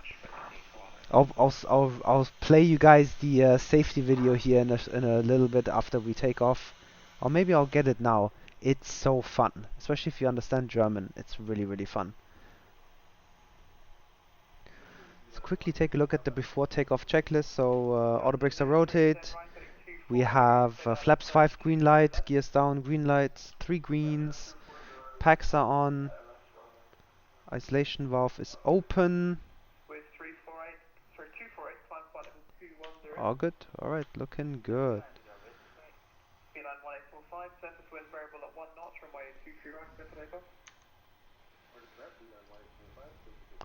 So Titan is... Oh, okay. That's literally... That's taxiway Alpha, if I'm not mistaken.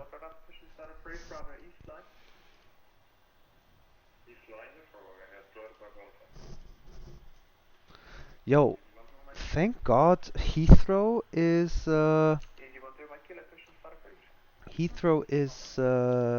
better on the frames. I remember like back in the day when they first released it, it was horrible.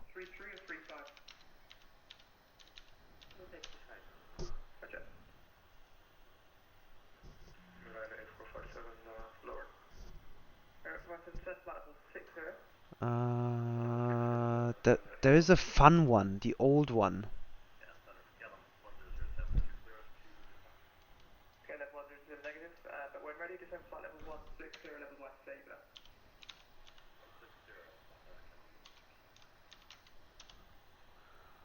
Yeah, this is the one. This is so funny. Whoops, we have to get back on the line.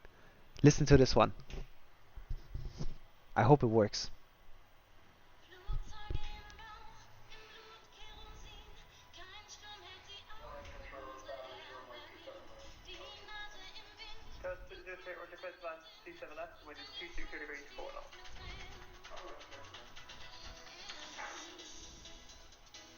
I'm getting a solid like 35 frames right now in London Heathrow, so I'm happy. But guys, don't forget, we're back on TAA. I didn't do DLSS. They definitely approved it. I think this is like version 2 and they worked hard on it.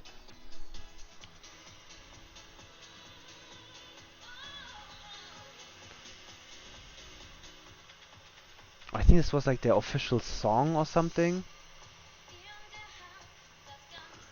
But I think like there was definitely a safety video at one point where they like they would play this and then do the safety instructions after or something. Like the main part of the song. Okay, so we are passing taxiway Kilo. This part.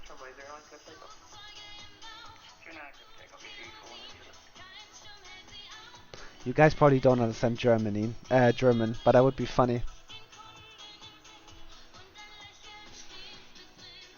Alright, so we pass Kilo coming up on November, and then when Bravo turns to the right, basically, and turns into Alpha, we go straight, we're gonna hold short of Alpha Titan. Alright. Air Berlin. So we're gonna hold short of Titan here, right in front of us. Let's see if he like remembers us.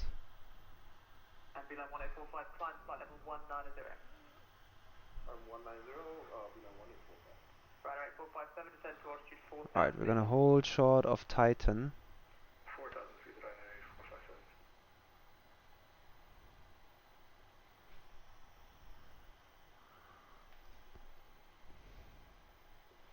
Berlin 7 Tango Golf, holding short of Titan.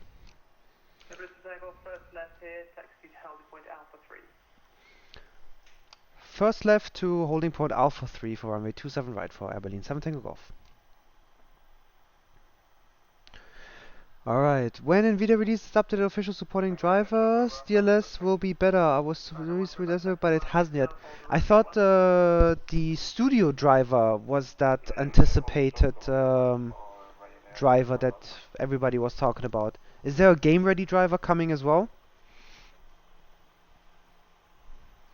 So with DLSS I'm only getting like 5 frames more, but the screens are still like, even with like sharpening and all that stuff, it's it's still a little bit blurry, and like the ghosting is not as extreme as it used to be, but it was better. Wow, that is some super fast texting there. Wait, what? I was below 25 knots. Dude, have you seen like KLM in Amsterdam? They go like 30. Or like Southwest in the US, they go fast, but This was a nice, like, regular, like 20 to 25 knots. Right, 457, send to altitude 3,000 feet. Alright, Alpha 3, holding short 27 right. That's 3,000 feet, 3,000. 84, Lima Zulu, climb flight level 16. I don't know what you guys have. We were chilling. This was a nice, straight KLM 1007, descend flight level 120. taxi. Well, I will say, like, turning into Titan was a bit fast, but yeah, honestly. Okay, so should I call him again now that we're holding short of 27 right? Left 300 and the clear body on S27 liner 8450. Alright, 6,000, 269 as the runway heading. We have that set. We have V2 149er set. Our stabilizer trim is set. Yeah, come on, bro. Like, should I call you again? I guess I'll call you again. There. Runway 27 right, clear for takeoff for Abilene 7 tango off. Alright, let's go. And landing lights coming on. And our strobes coming on. There we go.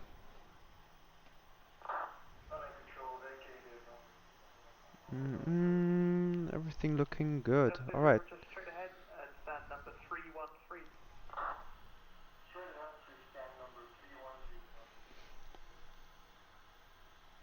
No, why did it take you an hour to get out of London?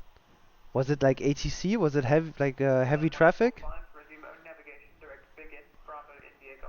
Don't tell me like you did that during CPT or something. The airspace was super busy. Oh, that sounds like fun though, man. I love that kind of stuff when it's like really busy. Gives you like a sense of realism. Alright, guys. Approaching runway 27 right. Abilene definitely didn't have that. Alright. We are lined up. And let's spool to like 50%.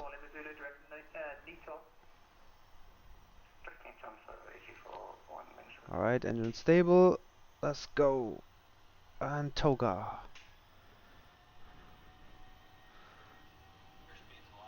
Check.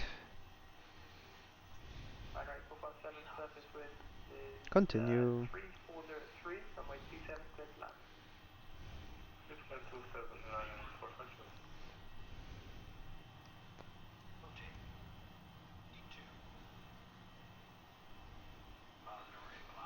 Gear up.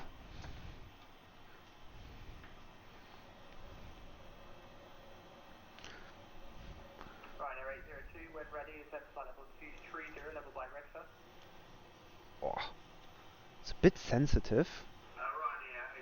There we go. Alright, disarm auto brakes. Gear off.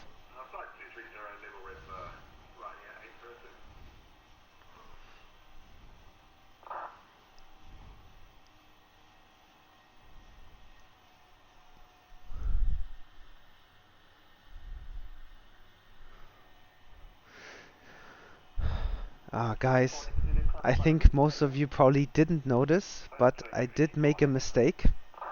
To be honest, one sec, I'll tell you guys about it in a sec. Oh, look at that.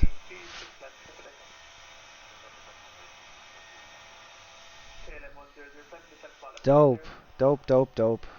Alright, let's fly to departure.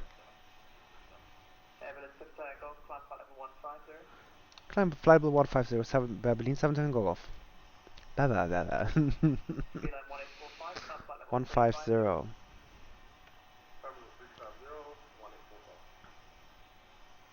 So, before I started using the, let's go flaps 1. Yeah, so before starting the virtual performance control tool, I would always go flaps 5. So now I'm used to always doing flaps 5 for departure, and even though virtual performance tool gave us flaps 1 departure as an optimal setting, my stupid ass, or like my my ass is just used to flaps 5, and I set it to flaps 5. So we did make a mistake. Wouldn't have been. It's not definitely it's not costly, but I wonder. Like I don't think any of you guys would have noticed though. So we're still hand flying this thing. We're gonna go flaps up. 7,000 is the transition level. That's when we'll turn off the landing lights. Dude, these clouds, they are looking sexy. Mama.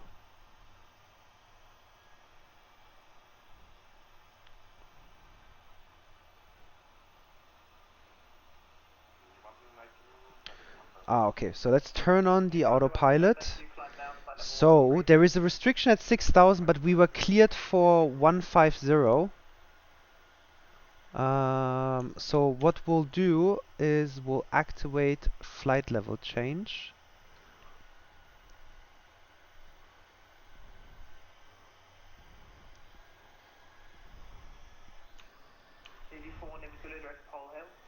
Nope. That's gonna reset itself here in a second. And we're gonna take...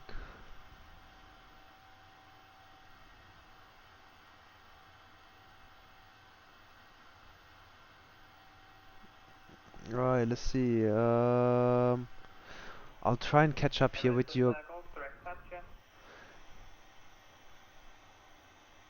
Direct patcher for Abilene 7 Tango Golf. Alright. So landing lights coming off. We're above the transition level. Patcher. Oh, matcher. There we go. Right, now once you brother Alpha left turn, direct Goodwood, Golf Whiskey Charlie. Did he see? Oh, Thatcher. There we go. Damn it, man. KLM 1007, 4,000 feet, QNH 1015, cleared island approach 27 left. Alright, let's catch up with what you've guys been saying. Just Heathrow being Heathrow.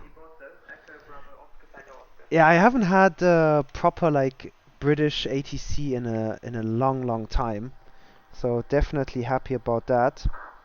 How busy was? They had a controller change 40 minutes into their shift. Oh wow, dude, that's crazy. But it's cool that so many people were flying too. That definitely like makes it way better. Oh, dude, these clouds are looking sexy. Alright, we were cleared for 150. And actually, we are past the restriction, so we'll go back to VNAV.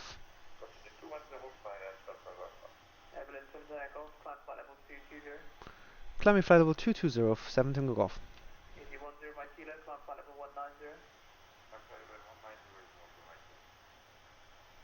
Alright. Are you flying the A320? Hey, Dirty Phoenix! What's up, my friend? No, this is the PMDG 737. It's the 800. Fork and toasters, don't worry, I'm clueless in the Boeing cockpit, you're fine.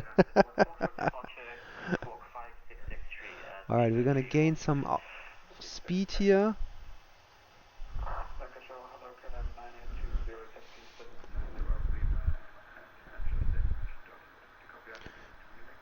The clouds are amazing in SimUpdate 10. Yes, they are, real deal. What's up, man? Welcome back to the stream. Oh, Dane Flats, what's up, yo? Representing the East Coast. You can turn off those cockpit tooltips too, by the way. Same thing is in settings if you want to, just in case you didn't know. You know what? I actually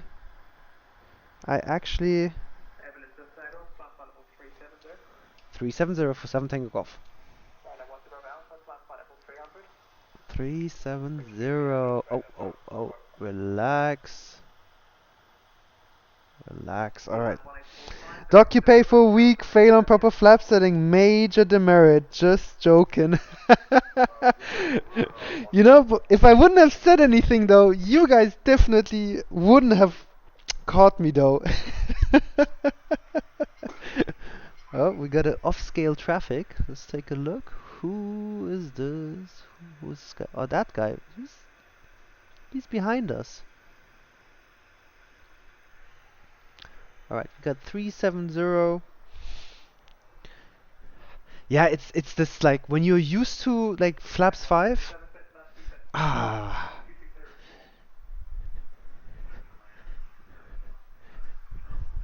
Well then.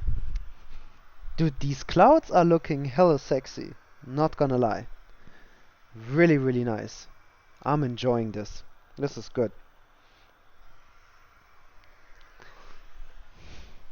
The other day when I was flying from Kona back to Vegas for Southwest, I actually, my plane was full, plane was heavy, and virtual performance will still give me flaps 1, and I was like, yo, this is gonna be insane. But luckily it was a long runway, so it did actually like at the end it did work out though, I'll say it this way.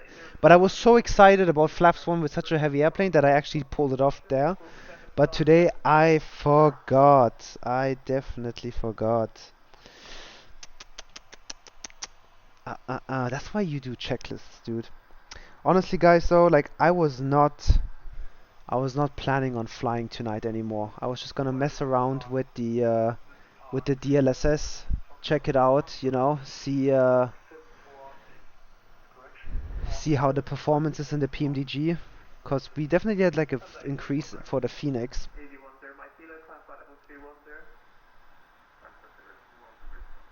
Quick question, if you want me to answer, why is the chat filled emoji spam? What? Oh, I thought he was talking to me. Dude, honestly, I don't know. I personally, I have no idea.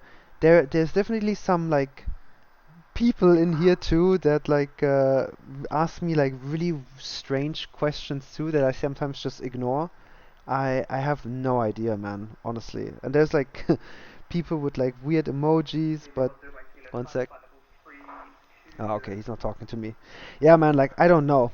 I really it's just I'm new to stream. It's been like I think like 2 weeks now that I've been streaming, and I thought this was just like regular stuff. I thought people do this, you know.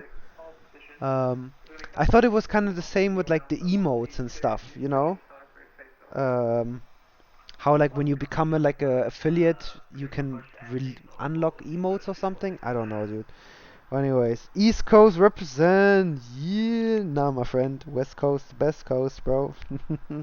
I just flew into LaGuardia and boy, are my arms tight. Oh shit! Where did you fly from?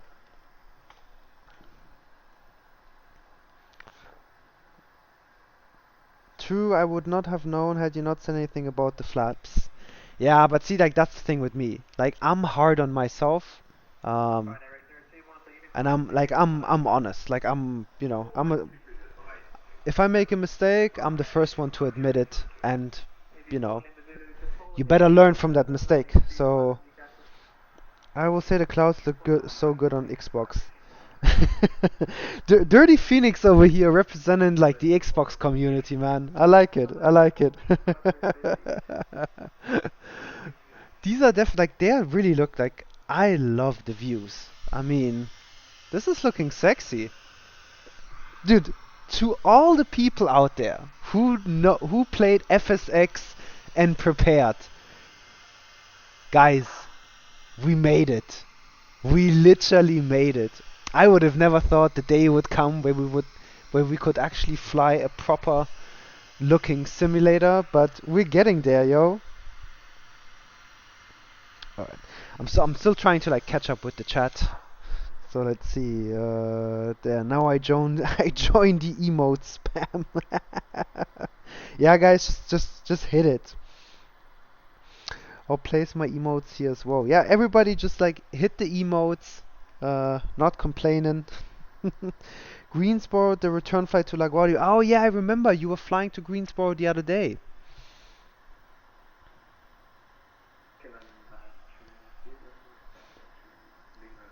Which plane did you fly? Ah, you know. Yo, good thing you showed up, actually. I just remembered you were telling me that the Field der LaGuardia scenery... Was that for me? No, not yet. I remember you were telling me LaGuardia is good, because tomorrow is Friday Night Ops in New York. So if any of you guys are down, let's definitely... Straight ahead then. That's 309er. Let's do some like online flights. With Terminal 3, Phoenix, you unfortunately can't join with the Xbox. Zing! No, man. Alright, I've seen your profile. You wrote that you are a real-life pilot and aviation geek. If you don't mind me asking, did you fly GA planes? And if so, which GA plane did you fly? So, yes, I am a real-life pilot. As I explained a couple of times, I think like a couple of times in my streams before, I don't... Hey, one sec. My dog just pulled his band-aid off. Yo, Django. No. What did you do? You gotta relax, brother. Okay. I have my IFR and I'm going for my commercial. So right now, all I am doing is flying GA planes. I'm not flying the big ones yet. So I am a real life pilot, literally, on my way to becoming an airline pilot, and I flew the Diamond DA40 back in the day. I flew some 172 as well, and now I'm flying the DA42 multi-engine. I'm basically like on my multi-engine rating. I played FSX and X-Plane 11, but you're right, the sim is fully there, yo. Yeah, man, we getting there. We definitely are getting there. I really feel like I'm way behind on the chat.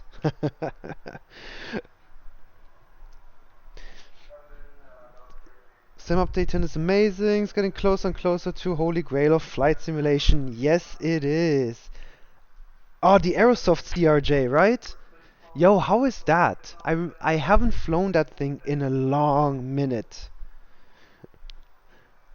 Oh, look at that. Dirty Phoenix. You gonna unfollow? What? I didn't lie.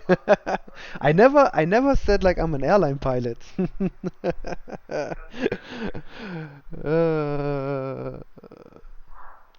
Dude, the dog, Django, I keep looking at the chat. The dog, so my dog had surgery today, unfortunately.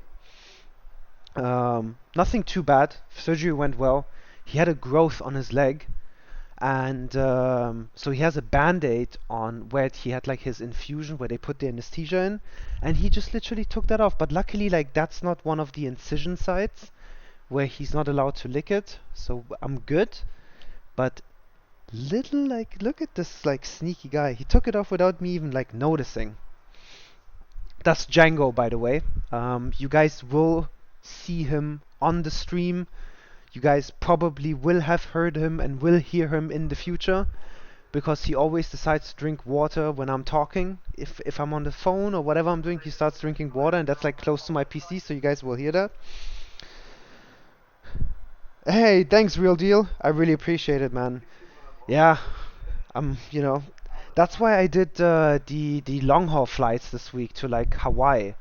I would, while I was over the Pacific Ocean in flight sim, I would just like not train, but like study for my commercial. Do you fly the 172, or do you just have like a special connection to it? Real Deal. Wait here, the proper amount of emotes. Dude, everybody's going crazy with these emotes. It's my favorite GA plane in Microsoft Flight Simulator. Oh, nice. Dude, the 172 is a sick plane. Definitely. Isn't there like a... Did they release a proper like add-on 172? Because I remember X-Plane had a really well-made... I think it was a 172. That you could buy. That was great. Camera is coming when we make partner, actually. We made affiliate not too long ago, but I said it. I said I'm gonna turn on, gonna bring the camera around when we make partner, and then you guys will see Django as well. Hey, Django! No, stop it. Yeah, that's when the camera comes around, yo. And then you guys will see Django as well. Alright, Aerosoft DRJ, it's nice, they fix things. Yeah, dude, I wanna actually give it a try. My buddy, who I've known for, I think, like 15 years now, started his pilot license during COVID, and he just became a pilot for Envoy, flying the CRJ. So we were talking, and he actually made me wanna, like, give that thing another try. When I'm on VATSIM, I fly the Cessna 172. Ah, sick. Alright. Unicorn 122.8 for Abilene 7 Tango Golf. You have a good day. Take care. Alright, let's switch to Unicom quickly.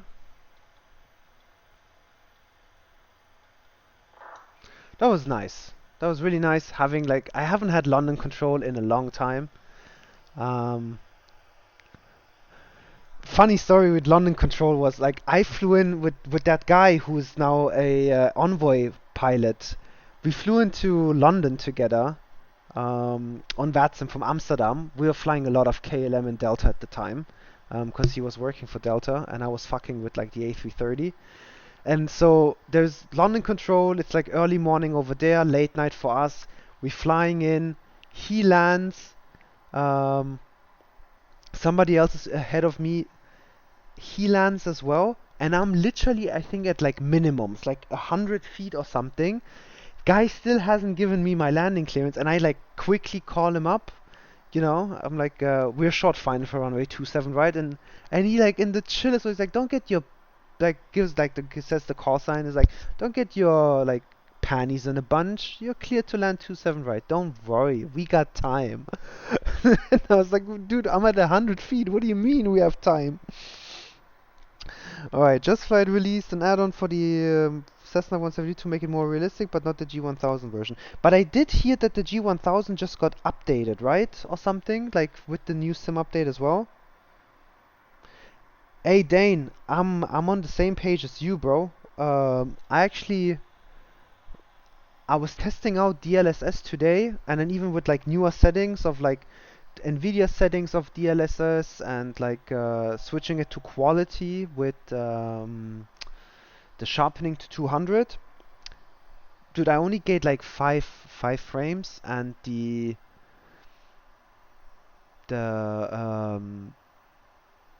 what do you call it? The textures on the screens, like the glass cockpit, still shit, bro. Like still bad. Like not as bad as it was before, but still like a little bit of ghosting. So I definitely just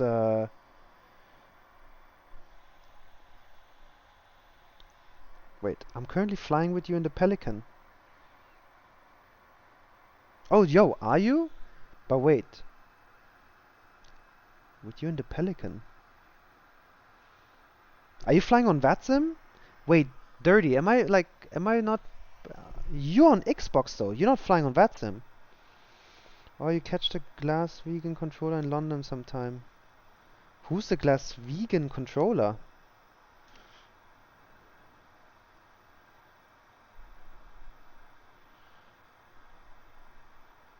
Don't be bunching underwear, it's true.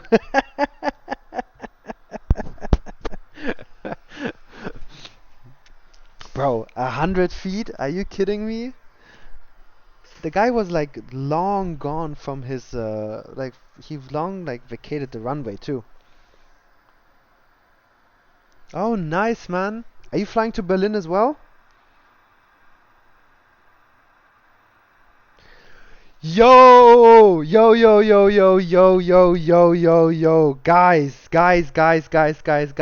We literally just made our very first sub. Hold on, let me close the window because I'm about to scream and I don't want to wake up my neighbors.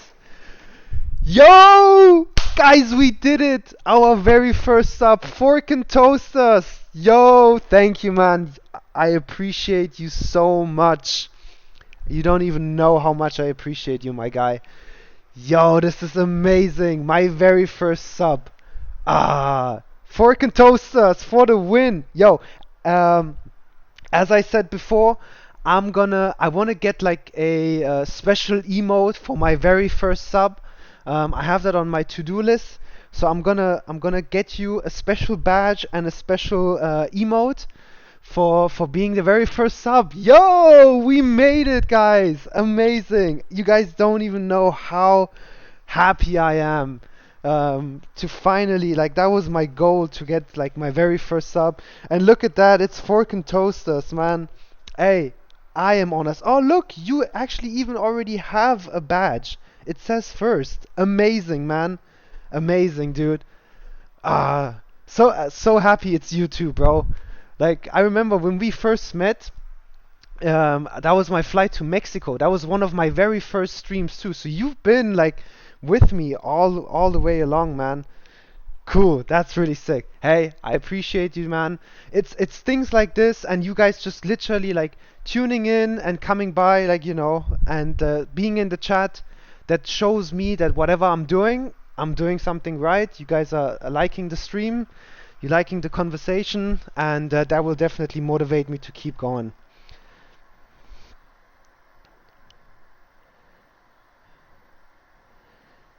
Yeehaw! We got our first sub. That's amazing, man. So amazing. In perhaps the least simulation aircraft ever. What are you, Dirty? What are you flying? Are you flying the 172 or what? That's not the least simulation aircraft, though. Your first 10 guys are gonna have that badge, Lord of the Skies. Oh, they do? I didn't know that. It's a founder's badge.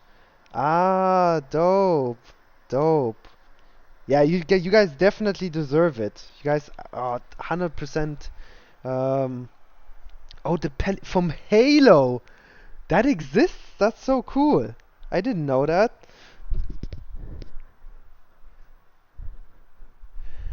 No, dude. No. I'm gonna try and see if I can actually give you like your very own badge, because you were the very first one, and for me that's like, that's a special milestone. Like, you're the first person who, like, believes in you and kind of like, you know what, I'm gonna subscribe to this guy because I want to support him and I want him to continue. I think that's a big thing, and I truly appreciate you, my friend. So I have it on my to-do list, and I'm gonna try and see if I can literally. I want you to have like a different badge.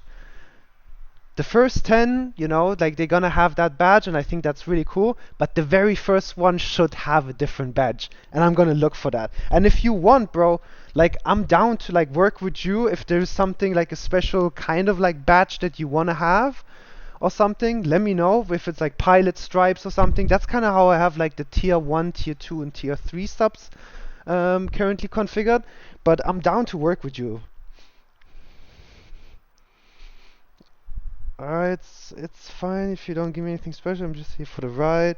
Fuck that, you get special treatment because you're a pioneer, man. Yes, you are. It's too wholesome, help. This is amazing. This is truly amazing, man. I appreciate all of you guys, but Fork and Toasters, honey, you're the best. You are the best. This is amazing. I am so happy. My very first sub. So I'm happy, like, we got that first goal out of the way. Now it's time for a new goal. We'll see how we do that. I think no, dude, thank you. Literally, thank you. I truly appreciate you having, having the faith in me to subscribe to this channel. But I'm telling you, and I'll tell the other guys as well, I'm here to stay. I'm gonna show you guys. We're gonna try to expand this thing, try to, like, come up with new ideas, and I'm, like I said before, like, I'm down for you guys to like give me feedback, like, if you guys want to do like challenging approaches, do group flights together, all this, like, all kinds of stuff. Like, I'm always game to like try out new things. So for now, it's next goes first 72-hour stream. Oh, bro, what are you trying to do? Like, kill me? 72 hours. That's insane. Alright, so let's see, where are we currently? Because I got so excited I kind of like forgot about the flight for a quick second right there. All right, we are 360 nautical miles away. Let's quickly set up our approach. 72 hours. Yo, I will tell you this. I will make a very long stream for Cross the Pond. I'll tell you this one. That Cross the Pond is definitely gonna be a very, very long stream. Hey, and look, Fork and Toasters, at least now at least you get ad-free viewing. And if I'm not mistaken, you get like you get more channel points. I have to look at all of this again. But you're you gotta give me some feedback too, you know, like this is I still have to set all of this stuff up too. With the subscriptions and stuff. But we gotta do this together. You gotta give me feedback on your badge, and then you gonna give me some feedback on like how everything is, like if it's actually working with ad-free viewing and all that good stuff as well. Alright, let's see. I was just joking with the 72 idea. Short flights, short and sweet. I know, dude. I think that's something that I understood too. That short flights are definitely the way to go, especially for you guys. They are way more entertaining, way more fun. These like long over the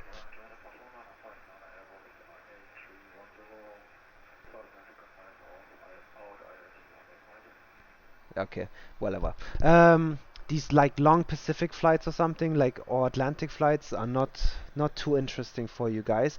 But I will say, when the long haul planes do come around, I absolutely love flying long haul. But I think until that time, we have so much time. My first flight in what?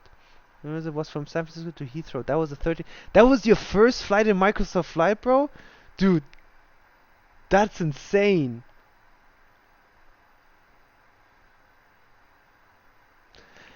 When you finally stream with Cam, maybe it's sleep stream plus long haul time.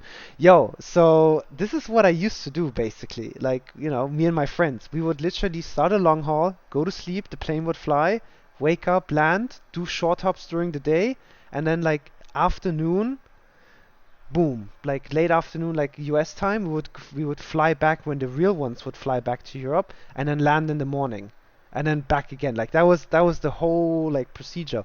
But what I was trying to say is, I'm thinking when the long hauls do come around, and guys, I'm so excited when like a 777 or 747 comes around. Like we're gonna have a lot of fun with those things. Like just on my other stream, I was talking to Cedric, another guy who I know from the VATSIM community. We want to try and land a heavy at Burbank, which is gonna be fun. Like I love doing like even silly challenges. But at the same time, I was gonna say I am gonna think of, well, the good thing is we have a lot of time still before the 747 and the 747-8 and all these other ones come out. But even for the long haul flights, I'm gonna think of something. We're gonna mix it up. We're gonna do something like while the plane is like flying across the like Atlantic or something, we'll do something cool or fun together. I just gotta come up with the idea. And the good part is, we still have time to figure that out. Alright, oh look at that. We are over Amsterdam. Dude, loving these clouds. Looking sexy. So, let's pull up the Berlin charts.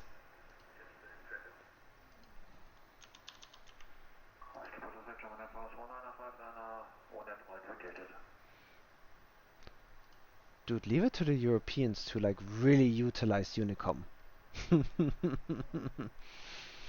Let's see, where are we? AGC, and we are today. Let's get the meter for Berlin.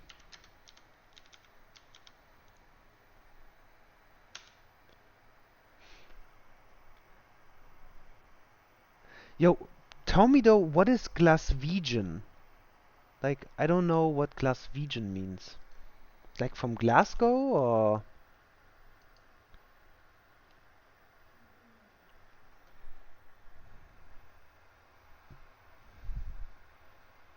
Ah, okay, so there you go.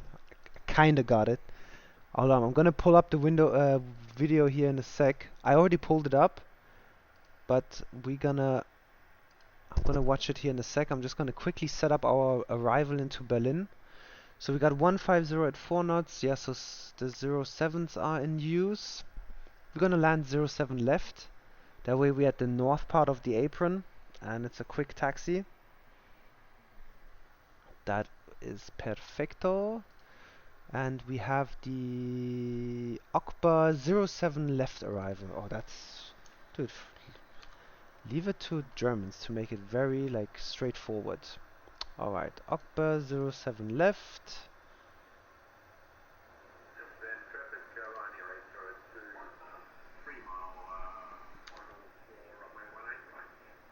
Yo, I think I just heard Iran Air on frequency. Somebody talking on frequency with Iran Air. 18 right, 18 right. Where's one? What airport has a runway 18 right?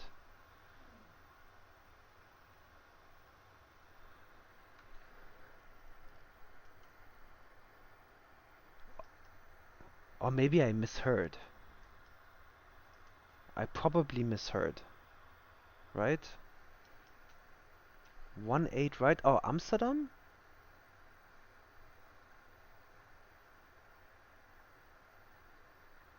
I really thought I heard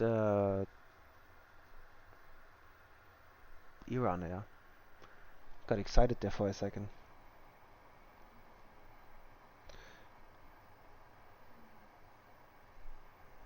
Yo, Kalim Weiss, appreciate the follow, man.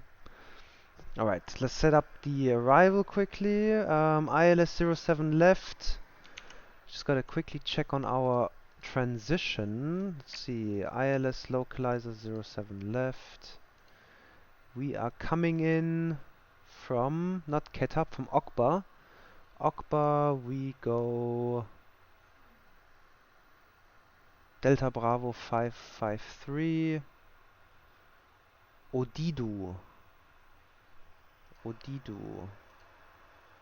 Achso, hier Okba, Digga. Wait. Achso, Okba 07 left. Ah, yeah, okay, we're not gonna fly the entire fucking transition. Fuck this shit, dude. Honestly. Let's see. Let's check VATSIM quickly. See if we actually need to. 07 left. I thought you were landing in Jakarta. Yo, do you guys like? Are there sceneries already out for Jakarta? I'm down to fly there sometime.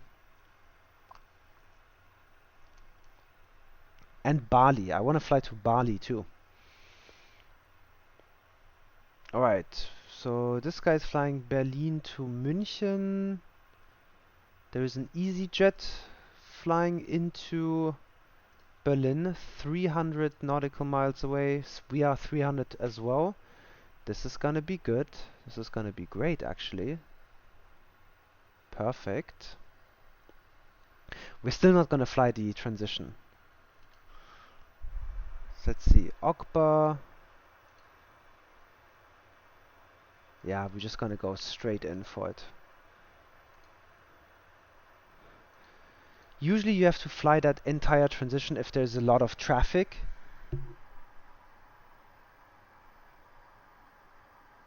Oh damn, they got the whole coastline modeled? That's really dope. We gotta fly Garuda, Indonesia. Okay.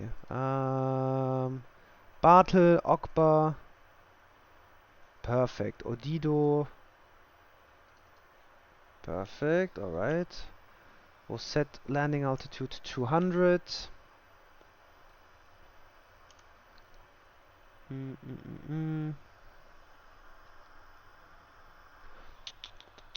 Top of descent is in 20 minutes. Perfect, I guess Air Asia Indonesia for me. If I knew how to operate a Boeing, I'd join you in Garuda. Yo, dude, anytime. anytime you want to learn the 7.3, I'm game, bro. Like I'll help you out. I can answer your questions. We can go through it together or something. It's really not that difficult, man. Like if you can fly, if you know how to operate an A320, you're good. All right, let's get the descent temperature, descent forecast in here. We'll set that up, and then I quickly need to bounce for maybe like 5 to 6 minutes, guys. Sorry about that, but my dog needs to go out, you know, relieve his bladder. He's making some noises, and I want to get that done before we hit top of descent. Alright, so 10 degrees and QNH 1020.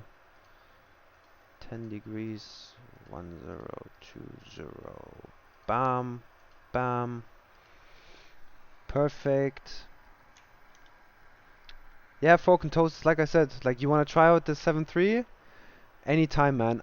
Otherwise, you fly Air Asia and I'll fly Garuda. Alright.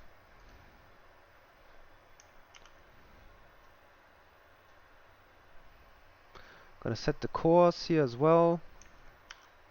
And 110.7. 110.7.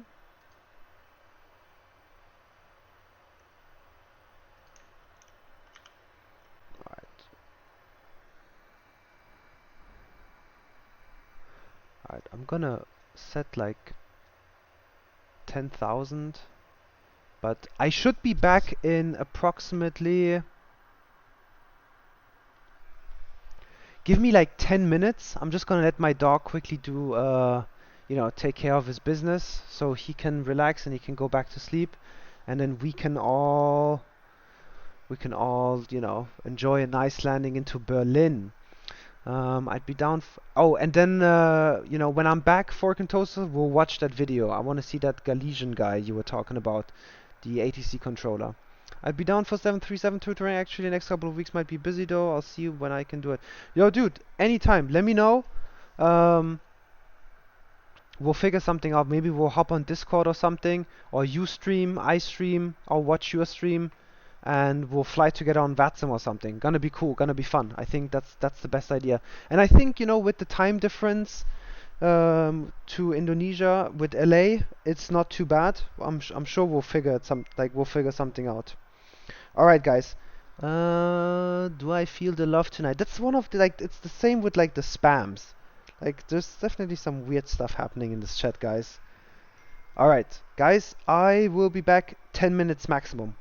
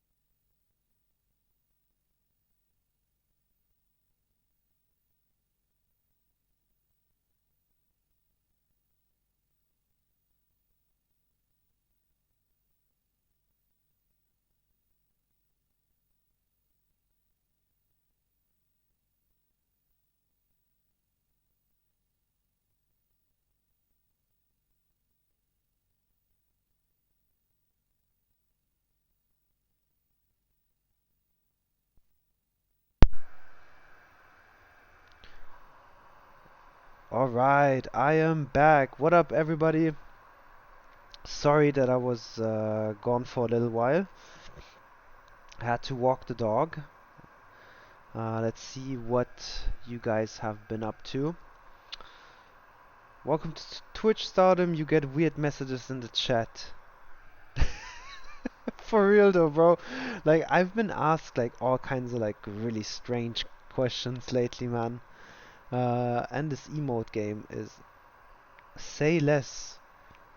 Wait, is that sarcastic? Cause I actually wasn't talking or something? What the fuck? Do you like Pepsi or Coke? Dude, I've gotten this question a couple of times. Honestly, I don't drink either of those. I stay the fuck away from like Pepsi and Coke. Shit is fucking unhealthy, full of sugar. Honestly, like I would just stay away. I haven't touched these things. When I was younger, I would drink it here and there, but like nowadays, well, it's been like a good, I think like 4 or 5 years. I haven't touched that stuff anymore. You guys ever have that feeling like you eat a burger and then it sits in your stomach, like it kind of like feels heavy sitting in your stomach, and then you want to like drink a Coke to get rid of that feeling, kind of like digests it in a sense? You know what? Sparkling water does the same job, honestly, man. Alright, I think he's maybe 20 miles ahead of me, but Berlin should be coming into view in the map in about half an hour. Yo, Dirty, I wish you were flying on VATSIM, bro. That would have been so cool. I really want to set up something where we start doing like group flights all together. That would be so cool, man. I'm fine, thanks, man. Tell us a story. He's currently taking his dog out, but he'll be back shortly. Hey, thanks, Dirty. You could become like my channel moderator, bro. That sounds really cool. What country do I live in? I live in the US, my friends. How'd Django do? Hey, dude, you already know his name, and well, I will say like you remember his name. Hey, Django did well. I will say like it's gonna sound fucked up, but I don't mean it in that way. But like that's at least one benefit in a sense. Like we go outside, he straight up does his business, like boom boom, and we are back. Like don't even need to like walk around for like a long time. He doesn't like he doesn't smell to find the perfect spot to take a shit. Like we just go outside and boom, he takes care of it. But he did fine. Like he's definitely doing very well. Thank you for asking, by the way. Like I really appreciate it. He's doing good. Like I said, it was just a growth that they removed, so it wasn't like any major crazy surgery. Just yeah, I think the anesthesia and all that stuff, always takes a toll on any of us.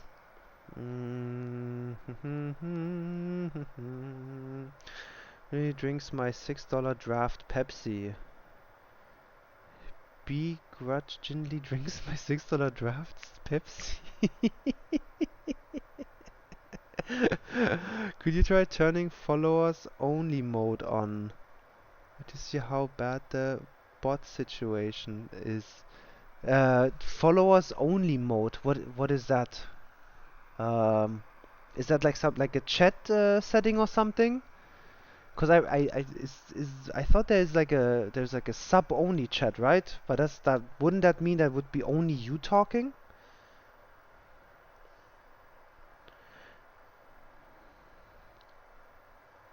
Yep, it's a chat setting. Yeah, okay. Let me see. Can I change that right now? Does that work? Oh, we're coming up on our top of descent, by the way. Yes, don't turn sub only mode on. It'll only be me. So I'm guessing you guys are saying followers only mode, correct?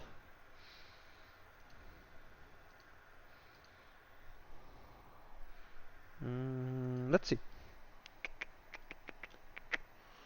Twitch. Ba bum ba bum ba bum ba bum ba ba bum.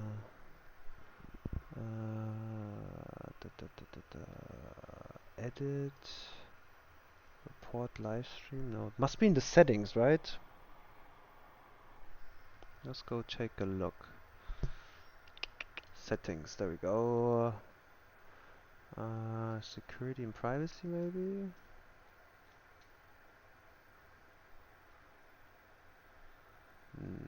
No, channel videos. You can go into your Twitch dashboard, toggle different chat modes like emote only, follows only, sub only.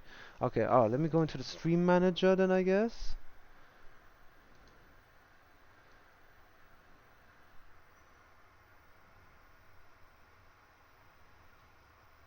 Okay, I see sub only chat.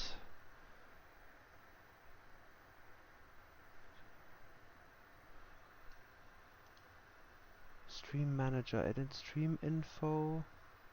Oh, here, chat. There we go. Show moderator action, emotes only, subscribers only, followers only, slow mode. Alright, so I'll try followers only.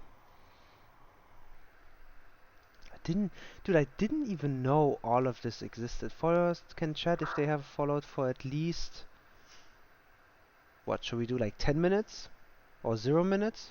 What do you guys think? Let's just do 0 minutes. I want to see that.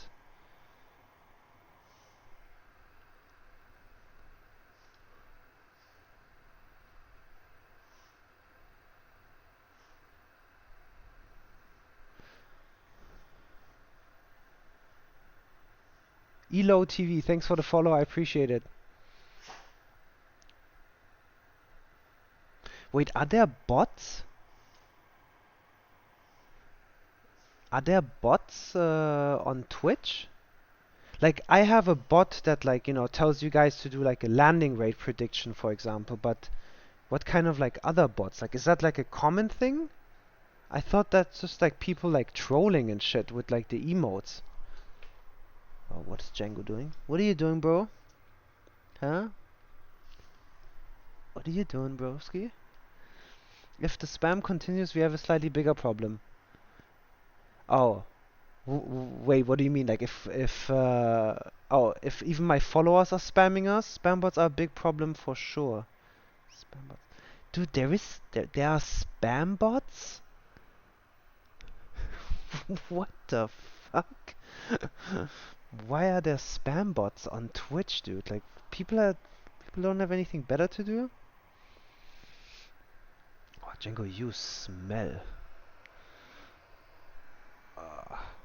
Yep, they exist for no other reason than to make people's lives harder.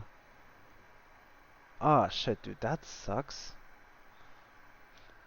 I didn't even know these settings like existed, that you could like turn follower only on, for example. So that's for the chat, huh? And tada, the emote spams are gone. Yeah, dude, you're right about that. So, but these are not real people, right? Like, they're just bots that like enter the chat and just spam it with like weird stuff. Dude, I have so much to learn when it comes to Twitch. Seriously. Alright, top of the send. Was geht up, Django? Actually, you know what? Like, I think I'm cool with that. I think I'm just gonna leave this setting on.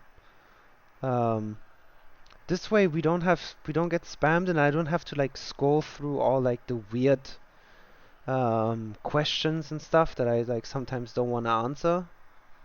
I'm cool with this. I'm sure you guys will probably like it way more too.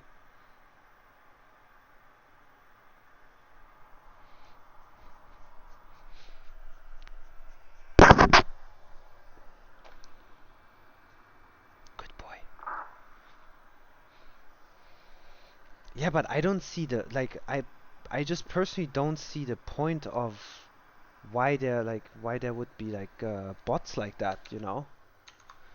Alright, let's see. We have Hamburg traffic, we have Heathrow traffic.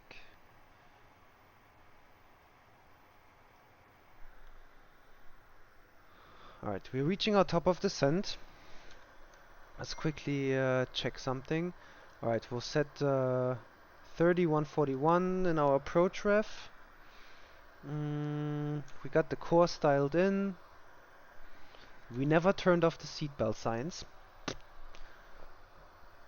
eh, you know, could be worse. They're not people. No, your conscience can be clear.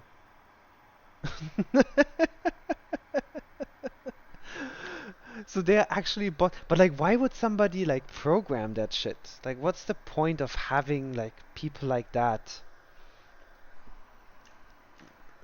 Or like in the chat. Like why would you program bots that just spam the chat? Is that like so the chat looks more lively or something? Oh, data phishing, I guess. Ah, yo, I honestly like I didn't know that existed, but we're starting to have like we're starting to have like a little community, like some regulars that are coming around and talking and stuff. So I'm definitely cool to just to make it to a follower only chat, 'cause that definitely took care of a lot of the bullshit that was going on in the chat before. So I'm cool with that, guys. Hey, by the way, thank you for like helping me out to like figure that shit out. Which, by the way, reminds me, I think it was it Dave? I think it was Dave who told me we can turn these like these blue things off. Let's quickly do that. I think it was was it assistance, user experience? No, that's all turned off.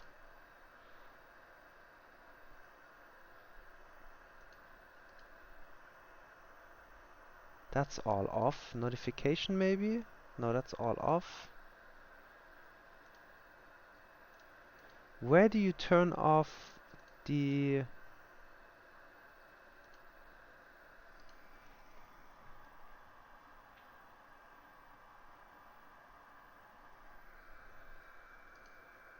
Where do I turn off this like that it like marks it for 2?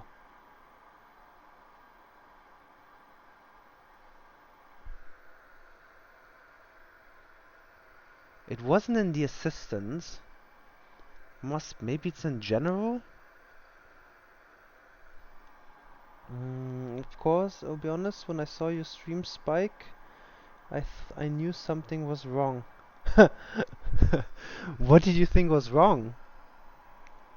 Dude, I just thought like I was being popular, to be honest. I literally thought like okay, people are enjoying the stream, but this is really like this is weird. I personally thought like that's just normal on Twitch, like people just fucking spam all day long.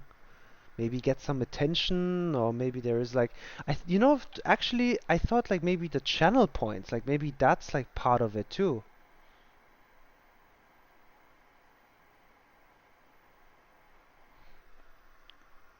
Like I still haven't figured out the whole like channel points thing either. But I do know that subs actually get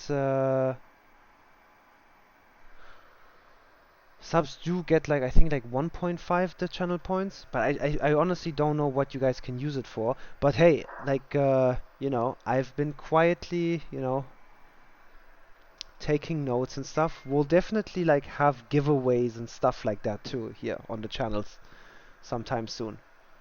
Hopefully with something cool. Like once the channel starts becoming a bit more, you know. Oh, one sec, let's see. We're making a weird curve.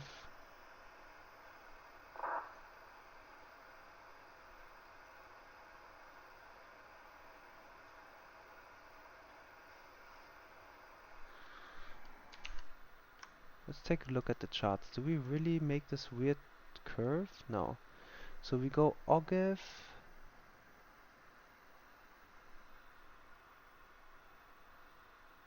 Top. Ah.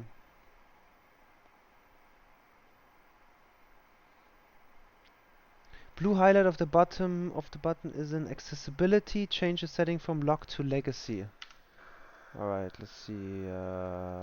General, accessibility, legacy.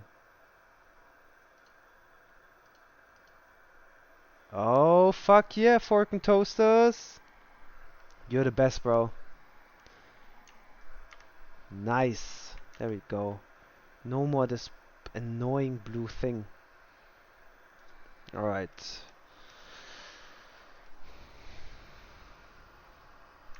Let's actually...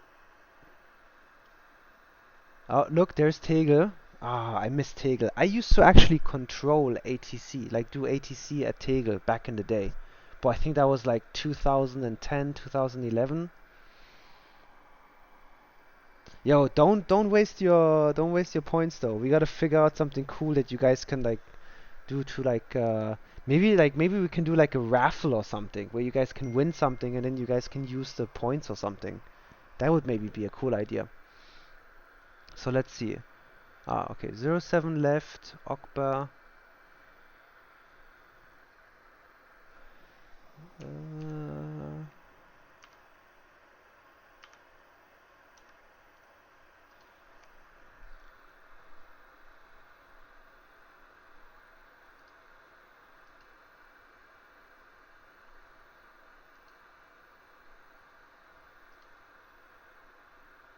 Ah, okay, Klaasdorf, Trieselow, Charlie.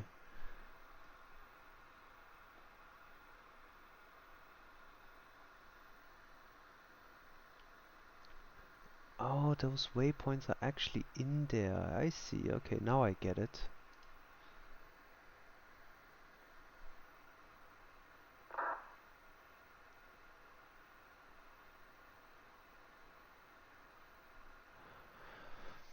Oh, it's like 1:20 a.m. I can't wait to land this plane. Dude, the chat got really quiet. Bro, there's a lot of fucking bots out there. Damn. I will say though, like it definitely made the chat look a little bit more alive. Yo, Dirty, how's your flight going?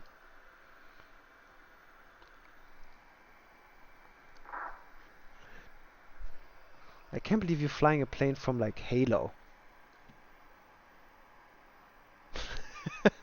Are you already in descent?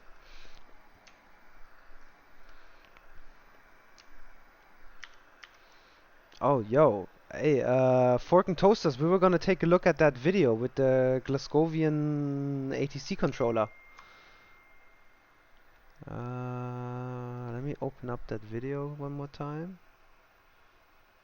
China Eastern Pilot versus the number 6.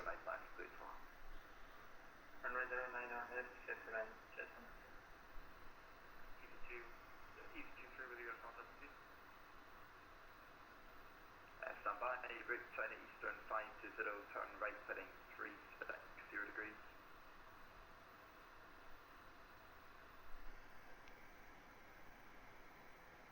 China Eastern 520, turn right heading 360 degrees.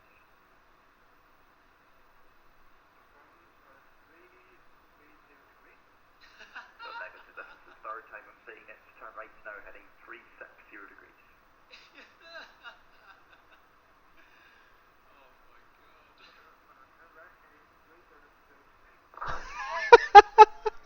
It says 300.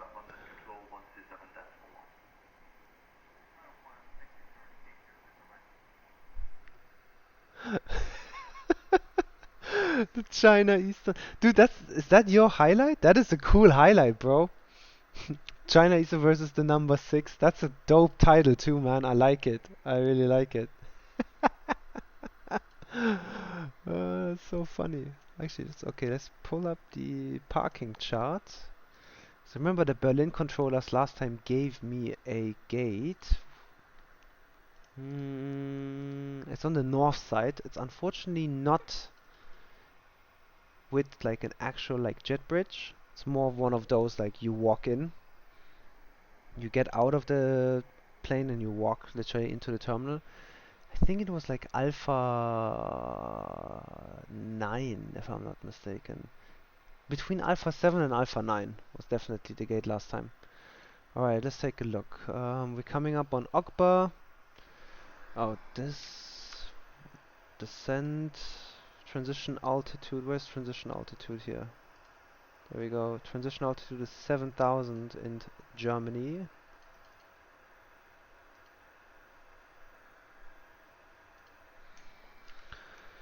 And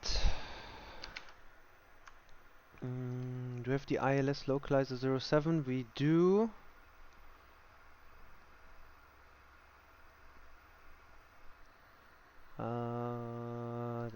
I did look at the meter, right? Let's take a look one more time. But I'm pretty sure it's a Cat 3 landing, if I'm not mistaken. 11, temperature 7, 3012, or 1020, 160 at 5, visibility 6, seating visible, okay. Yeah, okay, it's not a big deal. So we can use company policy for minimums. Oh, my bad. Transition altitude actually is 5,000 in Berlin. Oh, guys, oh, yo, I actually forgot about that. 1 second. Shit. 1 second. In the charts, it actually says transition altitude 5,000. So we'll change that.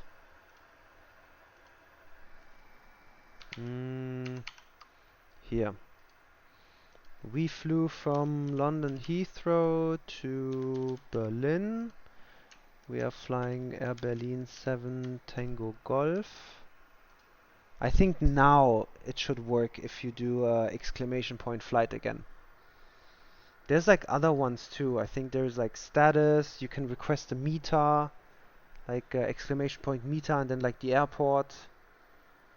Stuff like that. Alright. We are gonna continue our descent down to 4,000.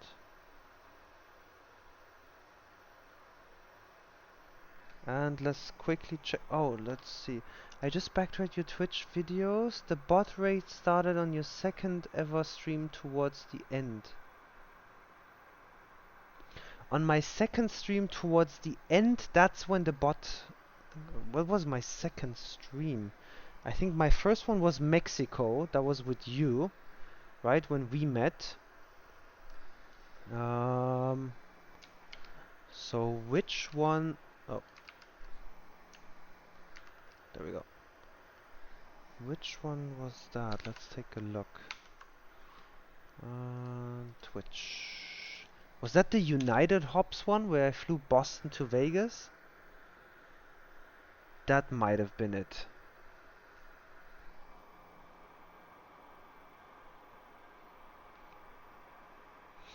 Dude, but it's still cool that you're flying a Halo plane in Microsoft Flight Simulator. Let's see, channel, there we go. Right, can I see like previous broadcast? Let's see.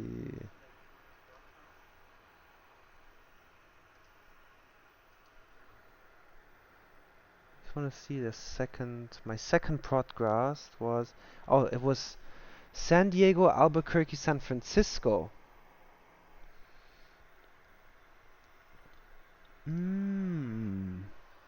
Alright, let's actually quickly, like, we gotta concentrate. Auto brakes 2.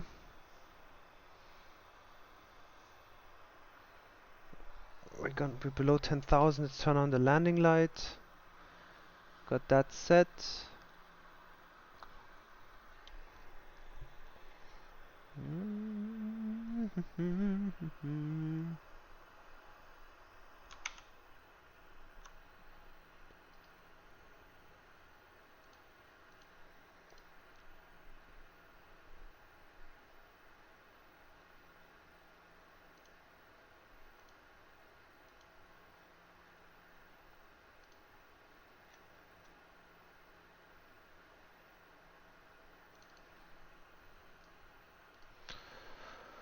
Alright, we got, minimums. Let's set the minimums. We'll set 200.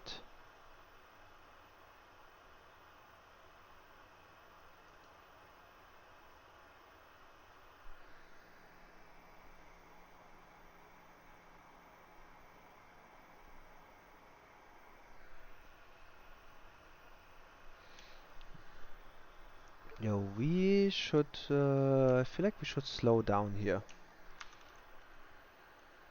What are we? We're like 20 miles from the airport, okay.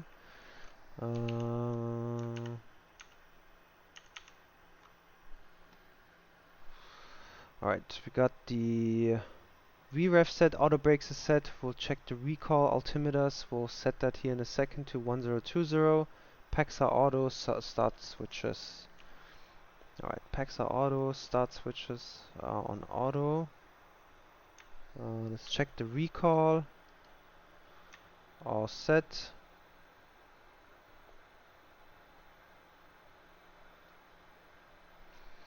Oh, actually, I wanted to quickly... I want to see VATSIM who's arriving with us in Berlin. Because you can't always rely on the... Oh, okay, see there's the EasyJet. He's at 14,000. There's some guy departing out of Tegel, sick. And another guy with a... What is that? A DR40 VFR, okay.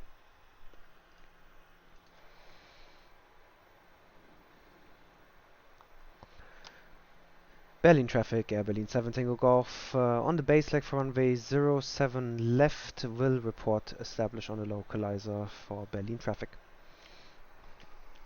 Okay.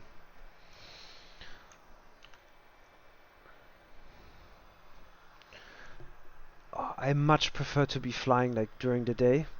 I literally, I feel like my brain is starting to shut off on me. It's like 1:30 a.m. over here.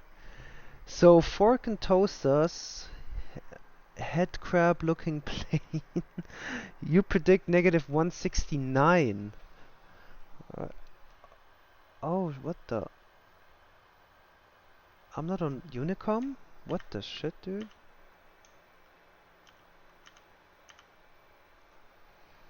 Let's make the call again, just in case. Berlin traffic, Air Berlin 7 Tango Golf, on base for runway 07 left, will report established, Berlin. Alright, let's arm the localizer.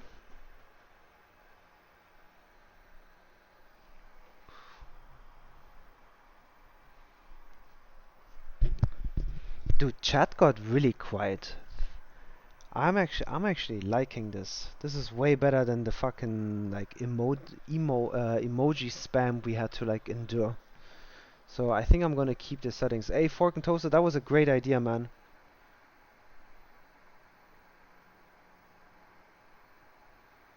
Oh, you already landed in Berlin?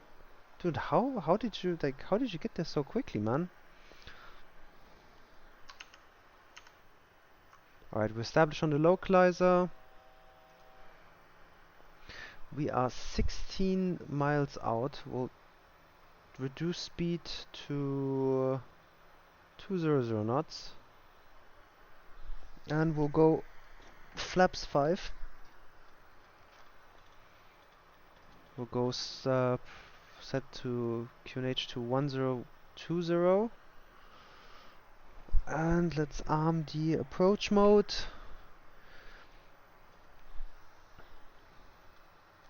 And we got the glide slope. Sick. Alright, we'll slow down to 170.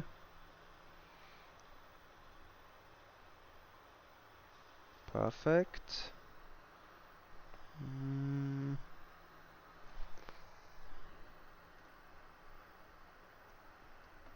Let's use the spoilers of shame.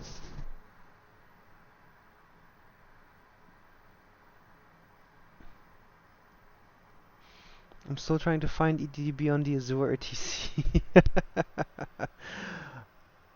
Alright, we are below 210,000, 210 knots. Let's go flaps 10.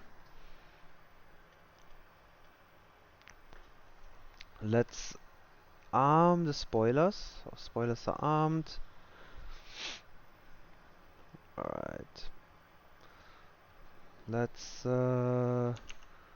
make sure 122.8. Yeah, we're good. Berlin traffic, Air Berlin 7 Tango Golf on final for runway 07 left, 10 miles out, Berlin.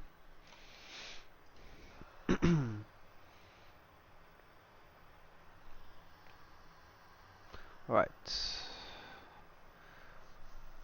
We'll do 170 until like 6 miles final. Other than that, our missed approach altitude is 1 second.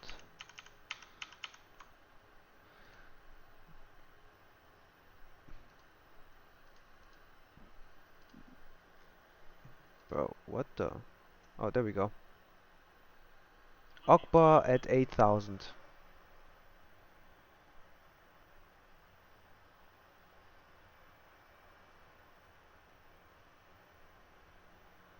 Alright, we are still 7 miles out. Let's bring the gear down.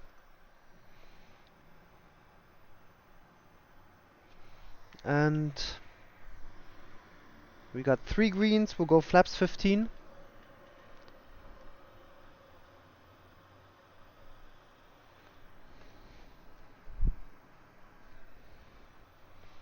Alright, we got the landing lights on. Engine start. We got speed brakes armed. Alright, we're 6 miles out. Let's slow down to our final approach speed, which is 141. Let's just make sure, yep, it changed. So 145. Final approach speed. Give us a little bit of like a wind correction speed. And let's go flaps 25.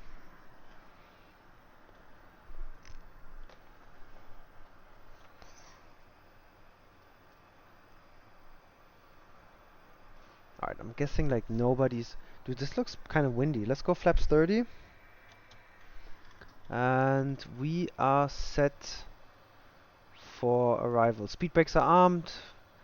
Flaps 30, green light, and we got gear down 3 greens. Let's take a quick look outside. Looking sexy as usual. And manual flight. Here we go. Are your palms sweaty yet?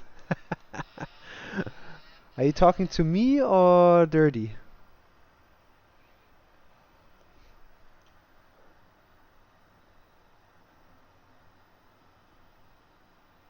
We're really high.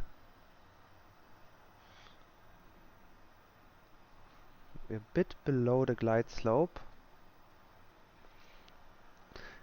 You know, Microsoft Flight should really they should really start like working on like the weather. Like always on short final, like the winds all of the sudden like disappear, and then sometimes they come back. Look, and boom, they're back. Now we already all of the sudden have a crosswind. And we are a bit to the right.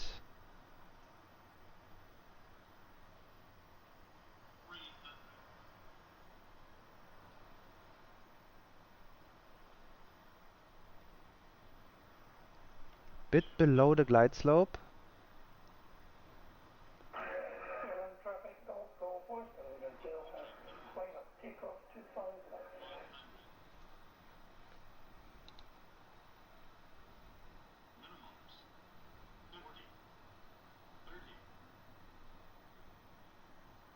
Oh, we are flaring way too much.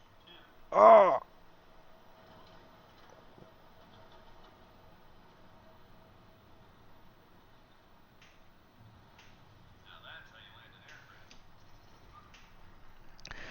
We flared a little bit too long though, in my opinion. I tried too hard to make it a smooth landing. Yep. We kept floating, yo.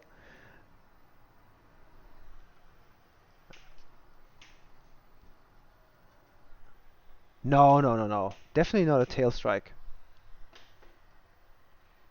Alright, we're gonna exit the runway.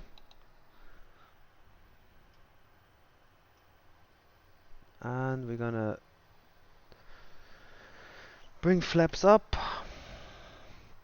Auto brakes disarmed. Yo, 154. Hey, Fork, you were close, man, with 169.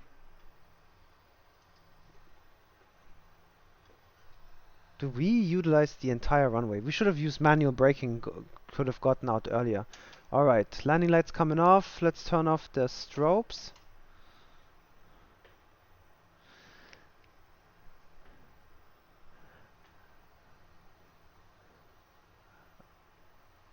Ah, dude. Definitely. We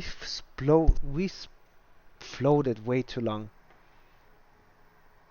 Hey, you won the landing rate challenge though. Let's see. X-Plane is better than Microsoft Flight Simulator. What makes you say that, Isaiah? Are you talking about X-Plane 12? Alright, anti-collision, let's turn on the APU.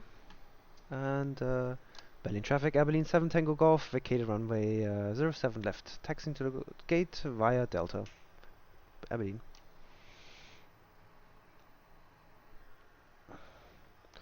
I mean, 159 is not a... Oh, dude, we are a bit too fast. 159 is an okay landing rate, I want to say. Like, it's a good. Anything I think below a 200 is good. I'm just not happy that we floated way too long. That was definitely like not the greatest. We just kept on floating and floating and floating. We'll go Alpha 7 for today.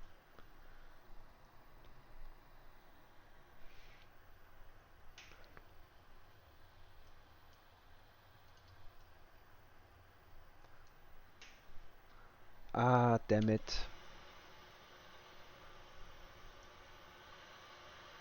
I should have entered there. That's okay. We'll come back from that side. There's our gate.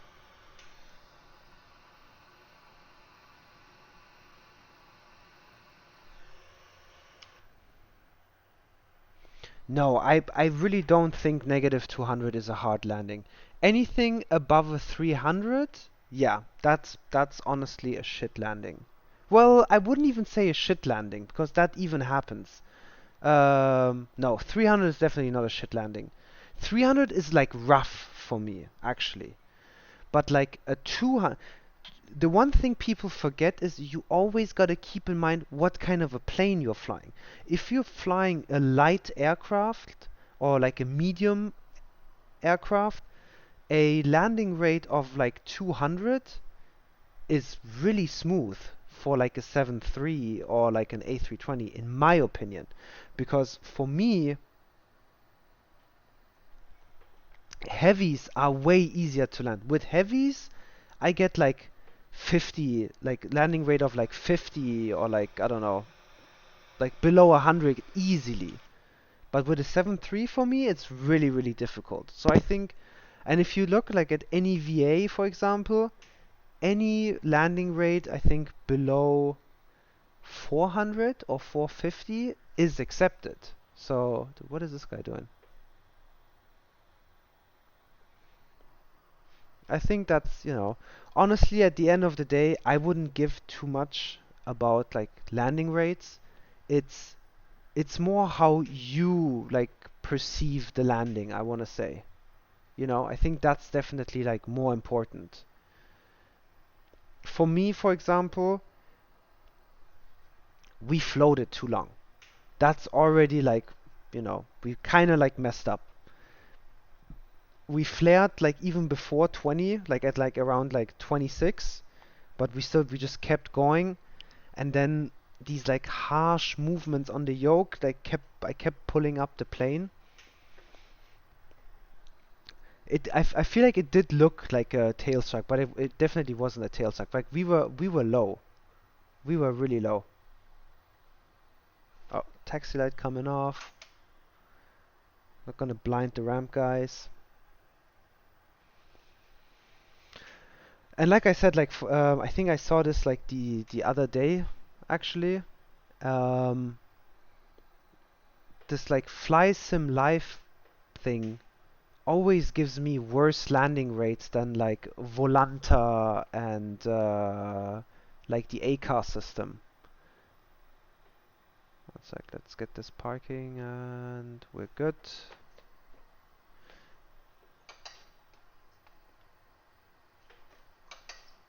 Alright, parking brake is set. Let's turn on the APU. APU gen is on. APU bleed.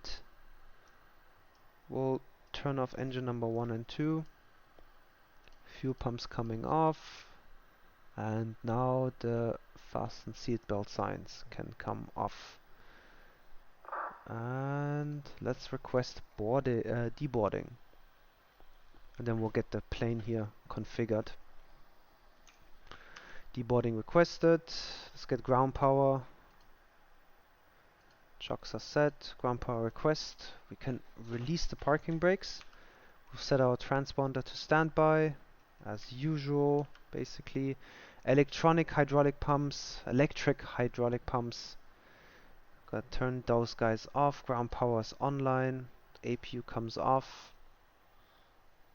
And our anti-collision light comes off, because we ain't moving anymore, people.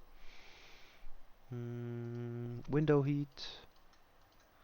We're gonna pretend like the plane is gonna continue. So we're not gonna like disconnect the IRS and everything. Just leave the plane go on. Yeah, it's something I gotta change too. Here, like I need to customize this aircraft position where like I don't need a bus to come. Oh, look at that, global ground Berlin. Cool. At least the right things. So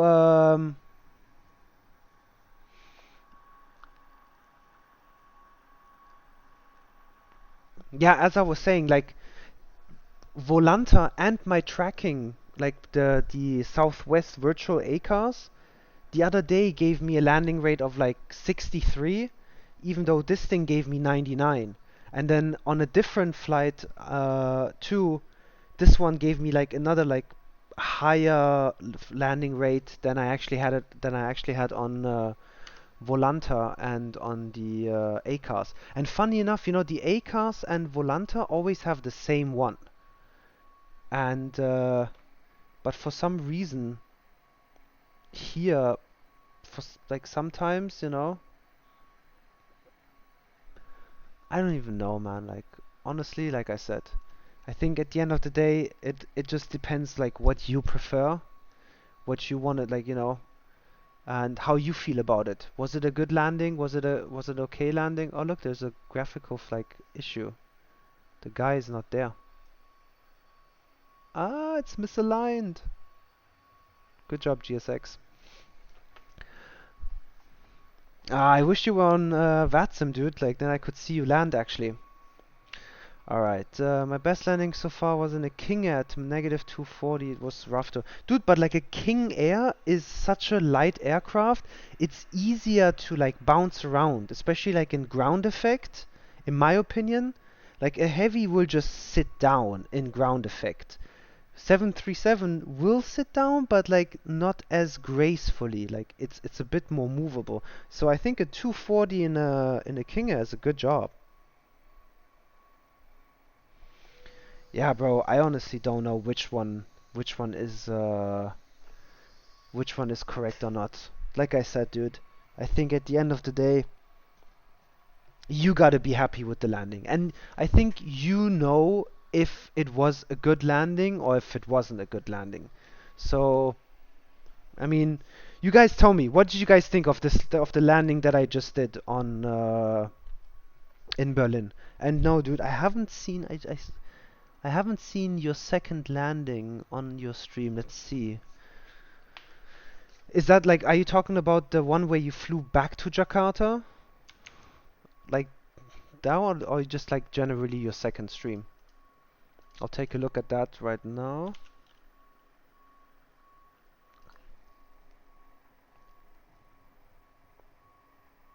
Yeah, the leg back to Jakarta. Let's take a look. Hey, happy landings, Dirty Phoenix. 3 greens. Shit. Where do we go here? Fork and Toasters. Recent broadcasts. That's the one. No, that's not the one. It's the one from 3 days ago, right?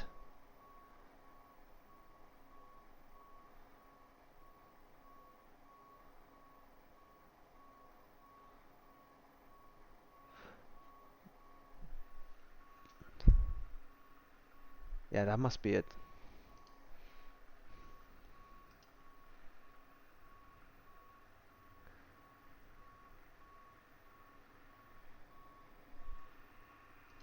Is it like, is it the one where you land at like sunset?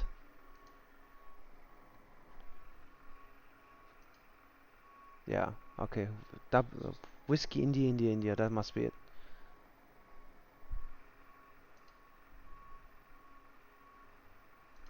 Let's take a look.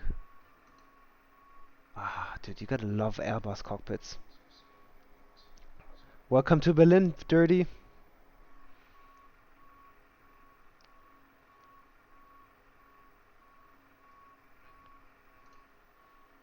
Yeah. Oh, dope. They have window shades too for the Phoenix? I didn't even know that. Yeah, it is really, really hazy, but that looks so dope. Yeah, let's go into the cockpit so it's not too loud. I can actually hear something. Ah, it's nice how you break through the clouds.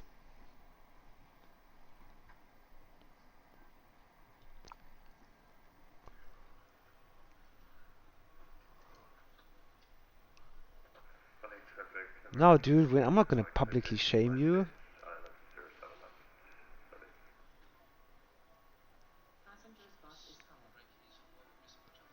Ah, your frames start to like take a dive, huh? See, but like that, the same thing happened to me in London City, bro. That shit just messes up your landing right there. Oh yeah, yeah. Same thing happened to me.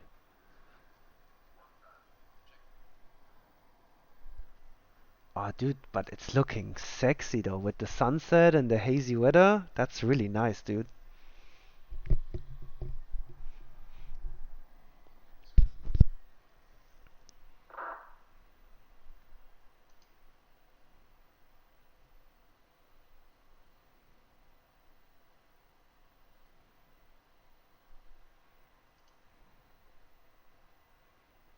Oh, bro, those frames, man, those frames are messing you up.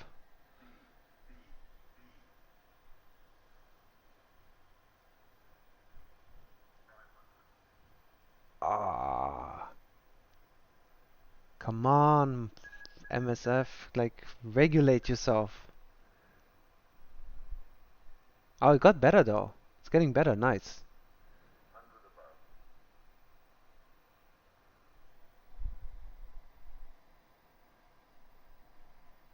Oh, okay, so it's the stream frames.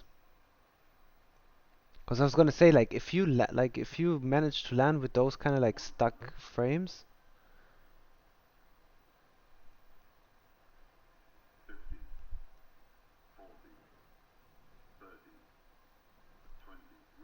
Oh, you don't, dive that nose though. Oh, oh, I already, even before touchdown, man, I saw you dive that nose down. I was like, oh. But dude, the approach looked good. Wait, I want to see this again. Wait, I'm gonna pause this quickly.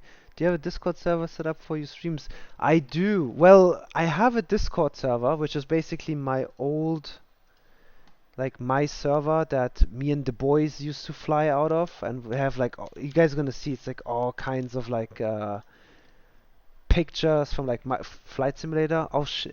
I'll share the link in here into the stream here in a sec. It's always like in my what do you call it? Um, like Twitch broadcasts and YouTube videos. It's always in there. By the way, guys, like check out my YouTube channel. I always upload the broadcasts afterwards there too, in case anybody wants to like check that out. Well, it's actually pretty boring for you guys if you guys already saw that. Oh, you found it? Okay, dope. Then I don't need to like share it again. Yeah, I have to set that one up properly.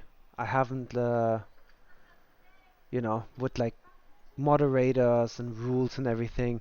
As you guys probably can tell, I'm pretty much I've I've been doing Microsoft like flight simulation generally for like 12 years now, but when it comes to streaming and all that stuff, I'm new, dude. I'm new to that stuff. And you guys can literally tell. Like I get raided by bots, and I need you guys to tell me like how to turn that stuff off. But I'm glad to have you guys on board. And I'm really appreciate like you guys like sharing your knowledge with me. So I want to take a look again at that landing quickly. That is true, Fork. That definitely is true, man. But that's cool, you know, like I think that's like part of like the flight simulator community as well too though. Like everybody's like helpful and friendly, and that's definitely like that's what it's all about. But dude, you were coming in nice. Like it looked good.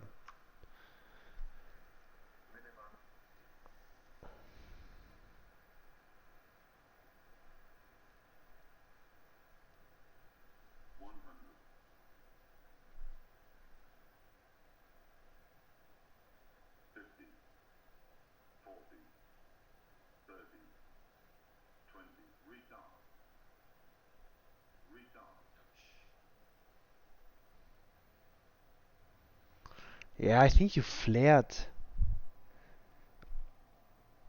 I think you flared way too late.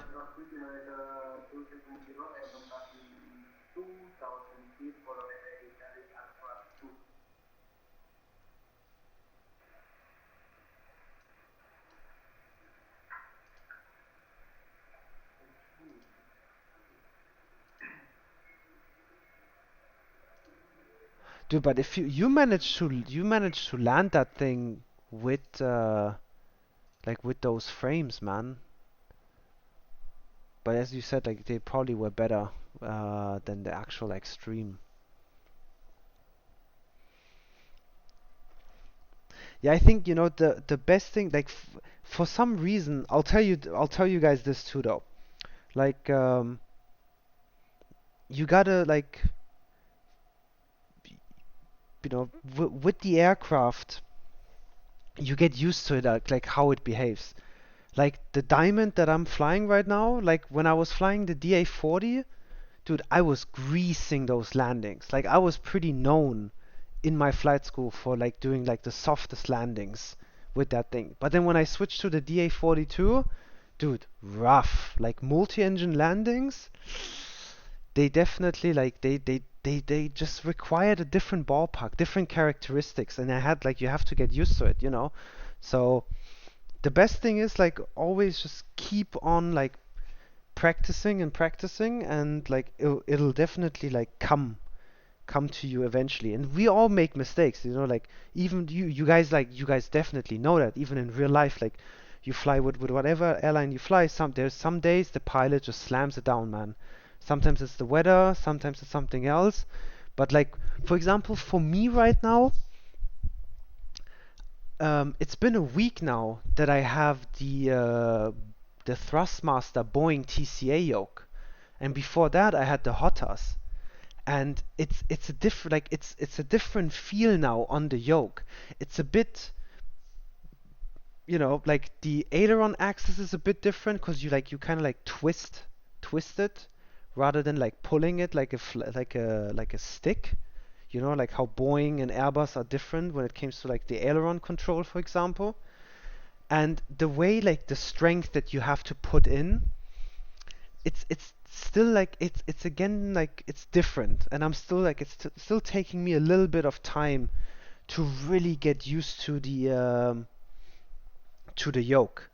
And I think I actually made a mistake. Well, not a mistake, but I'll have to change it again. So when you get the Boeing yoke, it comes installed with 3 springs, and they give you 1 extra spring. And I thought you were supposed to put that in, and they just didn't want to ship it to you with 4. So I put in the 4th spring in there. But dude, now it's like it's a bit like now it's really hard. Like I actually like I have to like really pull, not really pull, but like you have to pull on it, and like if you want to play, you want to play with it and stuff. And I think that's why I'm gonna take one of the springs out again, because if you even watch YouTube videos and in real life, even like in the Diamond, dude, the flight controls, like the sticks, they're smooth, like easy, like back and forth, up and down, left and right, like smooth, easy, like very easy. You can like move them with like 2-3 fingers. You don't need to like hold on to it with like your whole hand and actually like use your muscles to use it. So I'm gonna take one of the springs out again, hopefully give it a little bit of that like more realistic feeling, and then it should hopefully move a little bit like smoother and like less like finicky. And I think, when it comes to landings, you just gotta hit. You just gotta find like the perfect moment. Like bring the plane down, maybe at like, I don't know, like 50 feet, 50, 40 feet. Start pulling on that nose. Keep that nose in that specific like setting, and then just idle, and then just keep holding it, and it will sit itself down. Alright, I was walking around, so let me see what you guys wrote. I'm fairly new to streaming as well. I'm learning as I go. Hey Dirty, welcome to the streaming game, man. I'm basically new myself, bro. But I'm glad you're giving it a try. Yeah, I'm getting better with the King Air. I much prefer the multi-engine aircraft over the single engine. So, bro, multi-engine for the win, dude. Like I like the DA40. It's a very uncomplicated airplane, very easy to fly, I want to say, but it's slow as fuck, and there's nothing better than having two engines. Two engines always beats one engine, and at the same time, four engines always beat two engines. So, yeah, man. But the King Air is fun. The King Air is definitely like like when Microsoft Flight Simulator first came out, I think I was flying the TBM. The TBM 930 is very well made in the sim. I flew that a lot. I flew a lot of like VFR and even IFR, but like a lot of GA planes. And there's like some really cool ones out there. Actually, if you're looking for a really good GA plane, I haven't tried it out yet, but I've read like incredible stuff about it, and I've heard really good stuff about it. There is I think it's from Milvis, a Cessna 310R, if I'm not mistaken. That one is pretty good if you're into like GA flying. That's supposedly like characteristics wise a very well made plane where you can like actually like tune in a lot of stuff and things with it. With the force spring increase the force speed video gives you.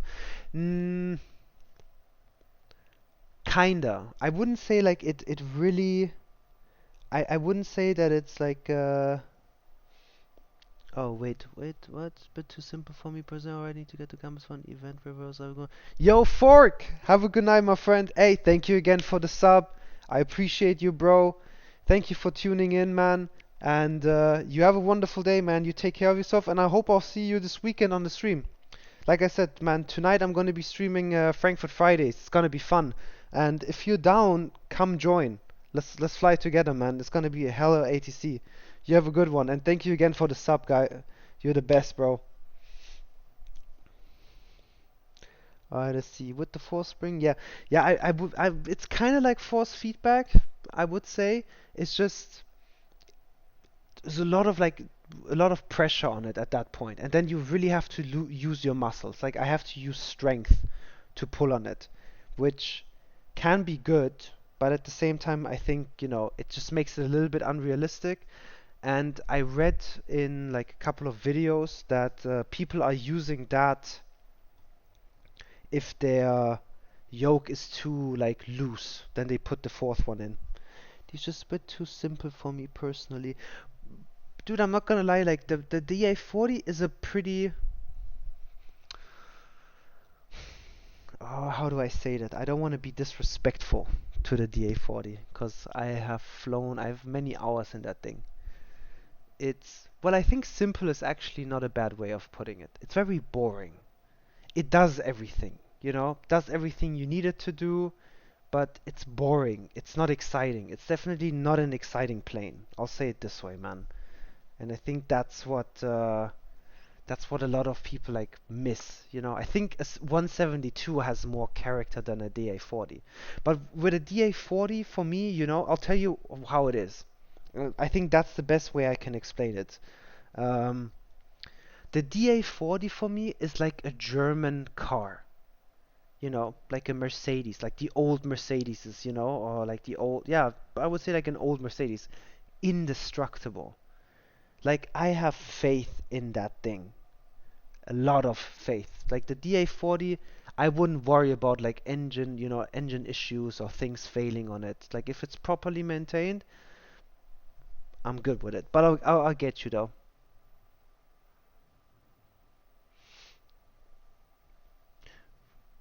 Rudimentary. What is rudimentary, bro? You shouldn't forget, like, I'm a foreigner, man. I'm from Germany. I don't know what rudimentary is, but I'm about to fucking Google that word now. And look at that, I actually learned something new today. Rudimentary definition.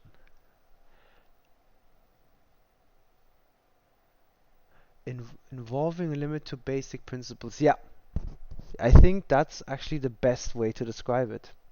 It is rudimentary, bro. Dude, I learned a new word. I like it, man. Yeah, it's simple. It does what it's supposed to do, you know? That's like you gotta give it that. You gotta give that to Diamond for creating a plane that will do what you ask of it to do, and it will deliver it safely, and it's easy to fly, but it's just not exciting.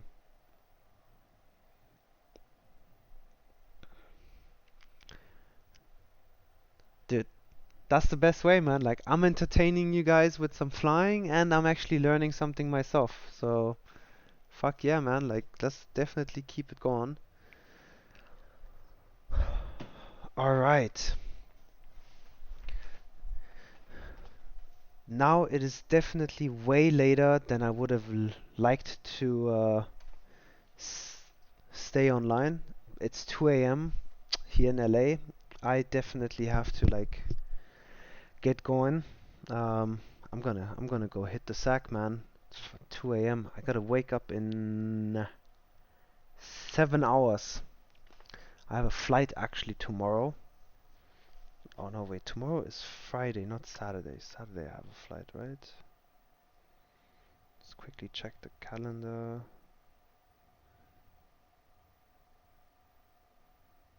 No, thank God. Tomorrow I don't have a flight. Don't have a flight, but I actually have ground school tomorrow. And I gotta be awake for that in... So it starts in 6.5 hours, so I gotta wake up in 6 hours. Alright. Yeah, man. Representing Cali, bro. Yeah, I gotta wake up in like 6 hours as well. Get the studying going, and then hopefully I'll be ready by like 11, 12 p.m. so I can hit Frankfurt Fridays, man. This week's been kind of chill, like towards the end of the week, but I think from next week it's gonna be crazy, man. But yeah, hey, Dirty, good to see you on the stream again, bro. Thank you for tuning in. Really fun that you flew to Berlin too. I hope that eventually they'll figure something out for Xbox player to like kind of like a cross-play thing, where you guys will be able to fly on VATSIM as well, or you might have you guys your own VATSIM or something. But again, yo, thanks for tuning in. I really appreciate you, man. And yeah, everybody, we're having a bunch of viewers. Some of you guys are not very talkative, I'll say it this way, but I appreciate everybody who tuned in today, who chatted, who gave his opinion, who listened, who watched, who hopefully learned something. And we messed around a little bit with some graphic settings, and then with London Control, we flew from London Heathrow to Berlin Brandenburg, the new one. So I hope you guys enjoyed the stream, and whether your day is starting, I hope that you guys have a great, successful day ahead of you. And if it's late at night, like it is for me and for Dirty, I'll tell you this: have a good night. You guys take care, and I'll see you guys tomorrow. Frankfurt Fridays is gonna be a hoot, guys. Like, Frankfurt Fridays never disappoints. Always a lot going on, a lot of traffic, a lot of ATC. It's gonna be fun. Alright, let's say it'll have to get approved by Sobo to get that added, sadly, but it would be nice. Yeah, man, I think that would be like the next step. Definitely the next step for you guys to get VATSIM as well. It's just like next level stuff. But honestly, like, as um when there's no ATC, doesn't really matter if you're flying or not online. You know what I mean? But with ATC, that's what makes it fun. Hacking ads. Sorry about that, man. Um, I don't even know if you can hear me now right now, because there's an ad probably like running right now as we speak.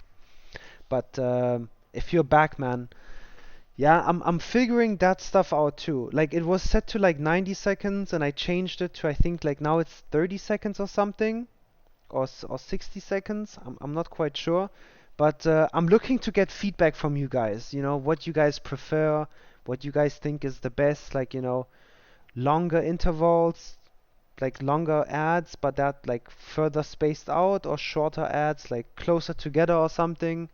Like, we gotta figure something out. But I'm actually thinking, like, right now, if I'm not mistaken, it's like every 20 minutes or something is a 60-second ad, if I'm not mistaken. Let's take a look quickly, and then I'll log off.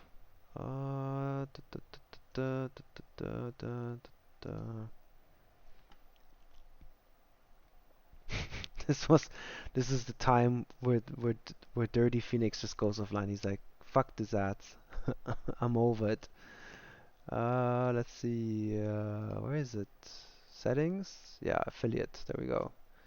What do we have right now? I think it was about every hour or so there was a stack of 3 to 5 15-second ads. Oh, okay, so once an hour?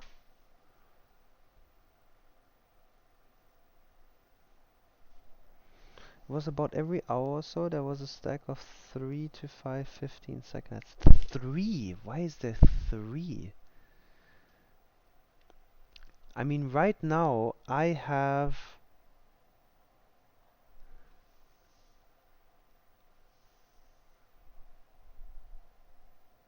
Yeah, I can imagine though, like, that's the one thing that really sucks.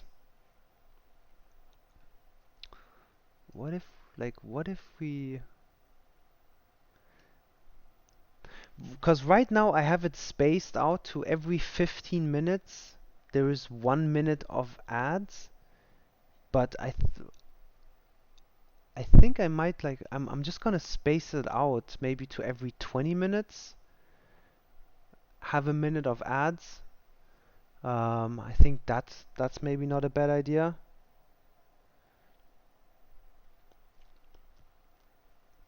Well, answer me this, man. Would you rather have a 30-second ad more often, or a 1 minute ad less often? I think that's probably like the best answer. Like, that's the most important one that you guys can answer for me. Yeah, dude. Like, honestly, I know ads suck, but it at least, like, it's a little bit. And even though, like, we don't have like a lot of viewers, and there's not like a crazy amount of money coming in, there's maybe like a couple dollars coming in every stream, but it at least helps pay for some of the scenery and the planes and all that stuff, like, or like like the Navigraph subscription for the IROCs and stuff like that. That's like every penny that I make from the stream. I've said this before and I'll say it again, guys. Like, it all comes back to you guys. Like, I'm not taking the money and, like, going doing something else. It all gets reinvested back into the stream. We buy planes. If there's a cool plane out you guys are interested in seeing or something, I'll definitely, like, You know, I'll get that. We'll, if there's a cool scenery, make it look cooler. We'll get that. We have like all kinds of like, you know, subscriptions like Navigraph and all that other stuff. So anyways, like anything that we make, even like the subs, guys, like even if you guys support me with subs, what you guys put in comes back to you guys. We're gonna have raffles. I'm gonna use that money for you guys, not to buy myself anything. It's all coming back to you guys.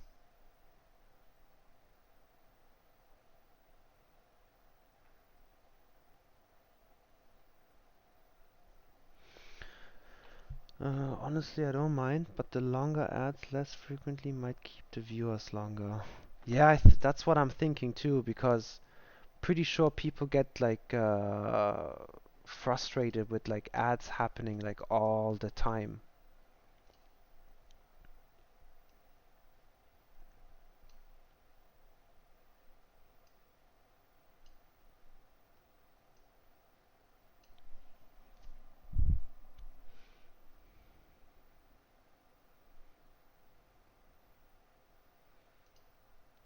Yeah, I changed it, like I changed the spacing to like 20 minutes. We'll try that out, you know, we'll go with the flow, you know. Um, we're gonna change it as we go, you know. I'll get some feedback from you guys. You guys tell me what you guys think is fair, and what is fun, and what is okay, and what doesn't ruin the experience. Um, because that's why I wanted it. I personally wanted to space it out, because imagine we on approach, right? Like we don't want to be on approach and you guys all of a sudden like get an ad break when I'm about to land. Like that would suck. Like what's the fuck? Like, you know, it would ruin the entire like experience or something, or like if something cool is happening or something. So, and I gotta be on top of it too, to like make sure to like run the ad breaks even, you know, for certain times, that so that we don't interfere with it. But yo, it's a learning process. Dirty, you're starting out yourself, man. Like we'll figure this shit out. I'm sure we'll figure it out. It just takes a little bit of time, but we'll make it work. Yeah. All right, guys. Anyways, hey, this was it for tonight. Got definitely way later than I would have liked and hoped for. I wasn't even thinking of doing a flight, but I'm glad we did it. And yeah, like I said, you know, any money the stream makes, it all comes back to you guys. I'm not here to like take money from you guys and I don't know, go buy myself something. And first, you know, and you guys know, like a stream this small like it is right now is not even making any money, like not making any real money. But this is my promise to you guys, and I'll repeat that. Like I want, like, you know, as new followers, new people come around, for you guys, for them to know too. Whatever money the stream makes goes back into the stream, comes back to the community. I wouldn't be doing this, you know, without you guys. You guys made it happen that I made it to affiliate, and that's my way of giving back, you know, like the money that comes in goes back to the community. Alright, guys. Hey, thank you again for tuning in. I thank everybody who started following me, who was participating in the chat, and was just watching the stream. I truly appreciate you guys. You guys have a wonderful night. Take care. Dirty, I'll see you tomorrow, or I'll see you this weekend, man. What do you say? You can also trigger ad breaks once you get partner. Yeah, man, we're on a good path to partner. So let's definitely keep this going. Have a good night, everybody.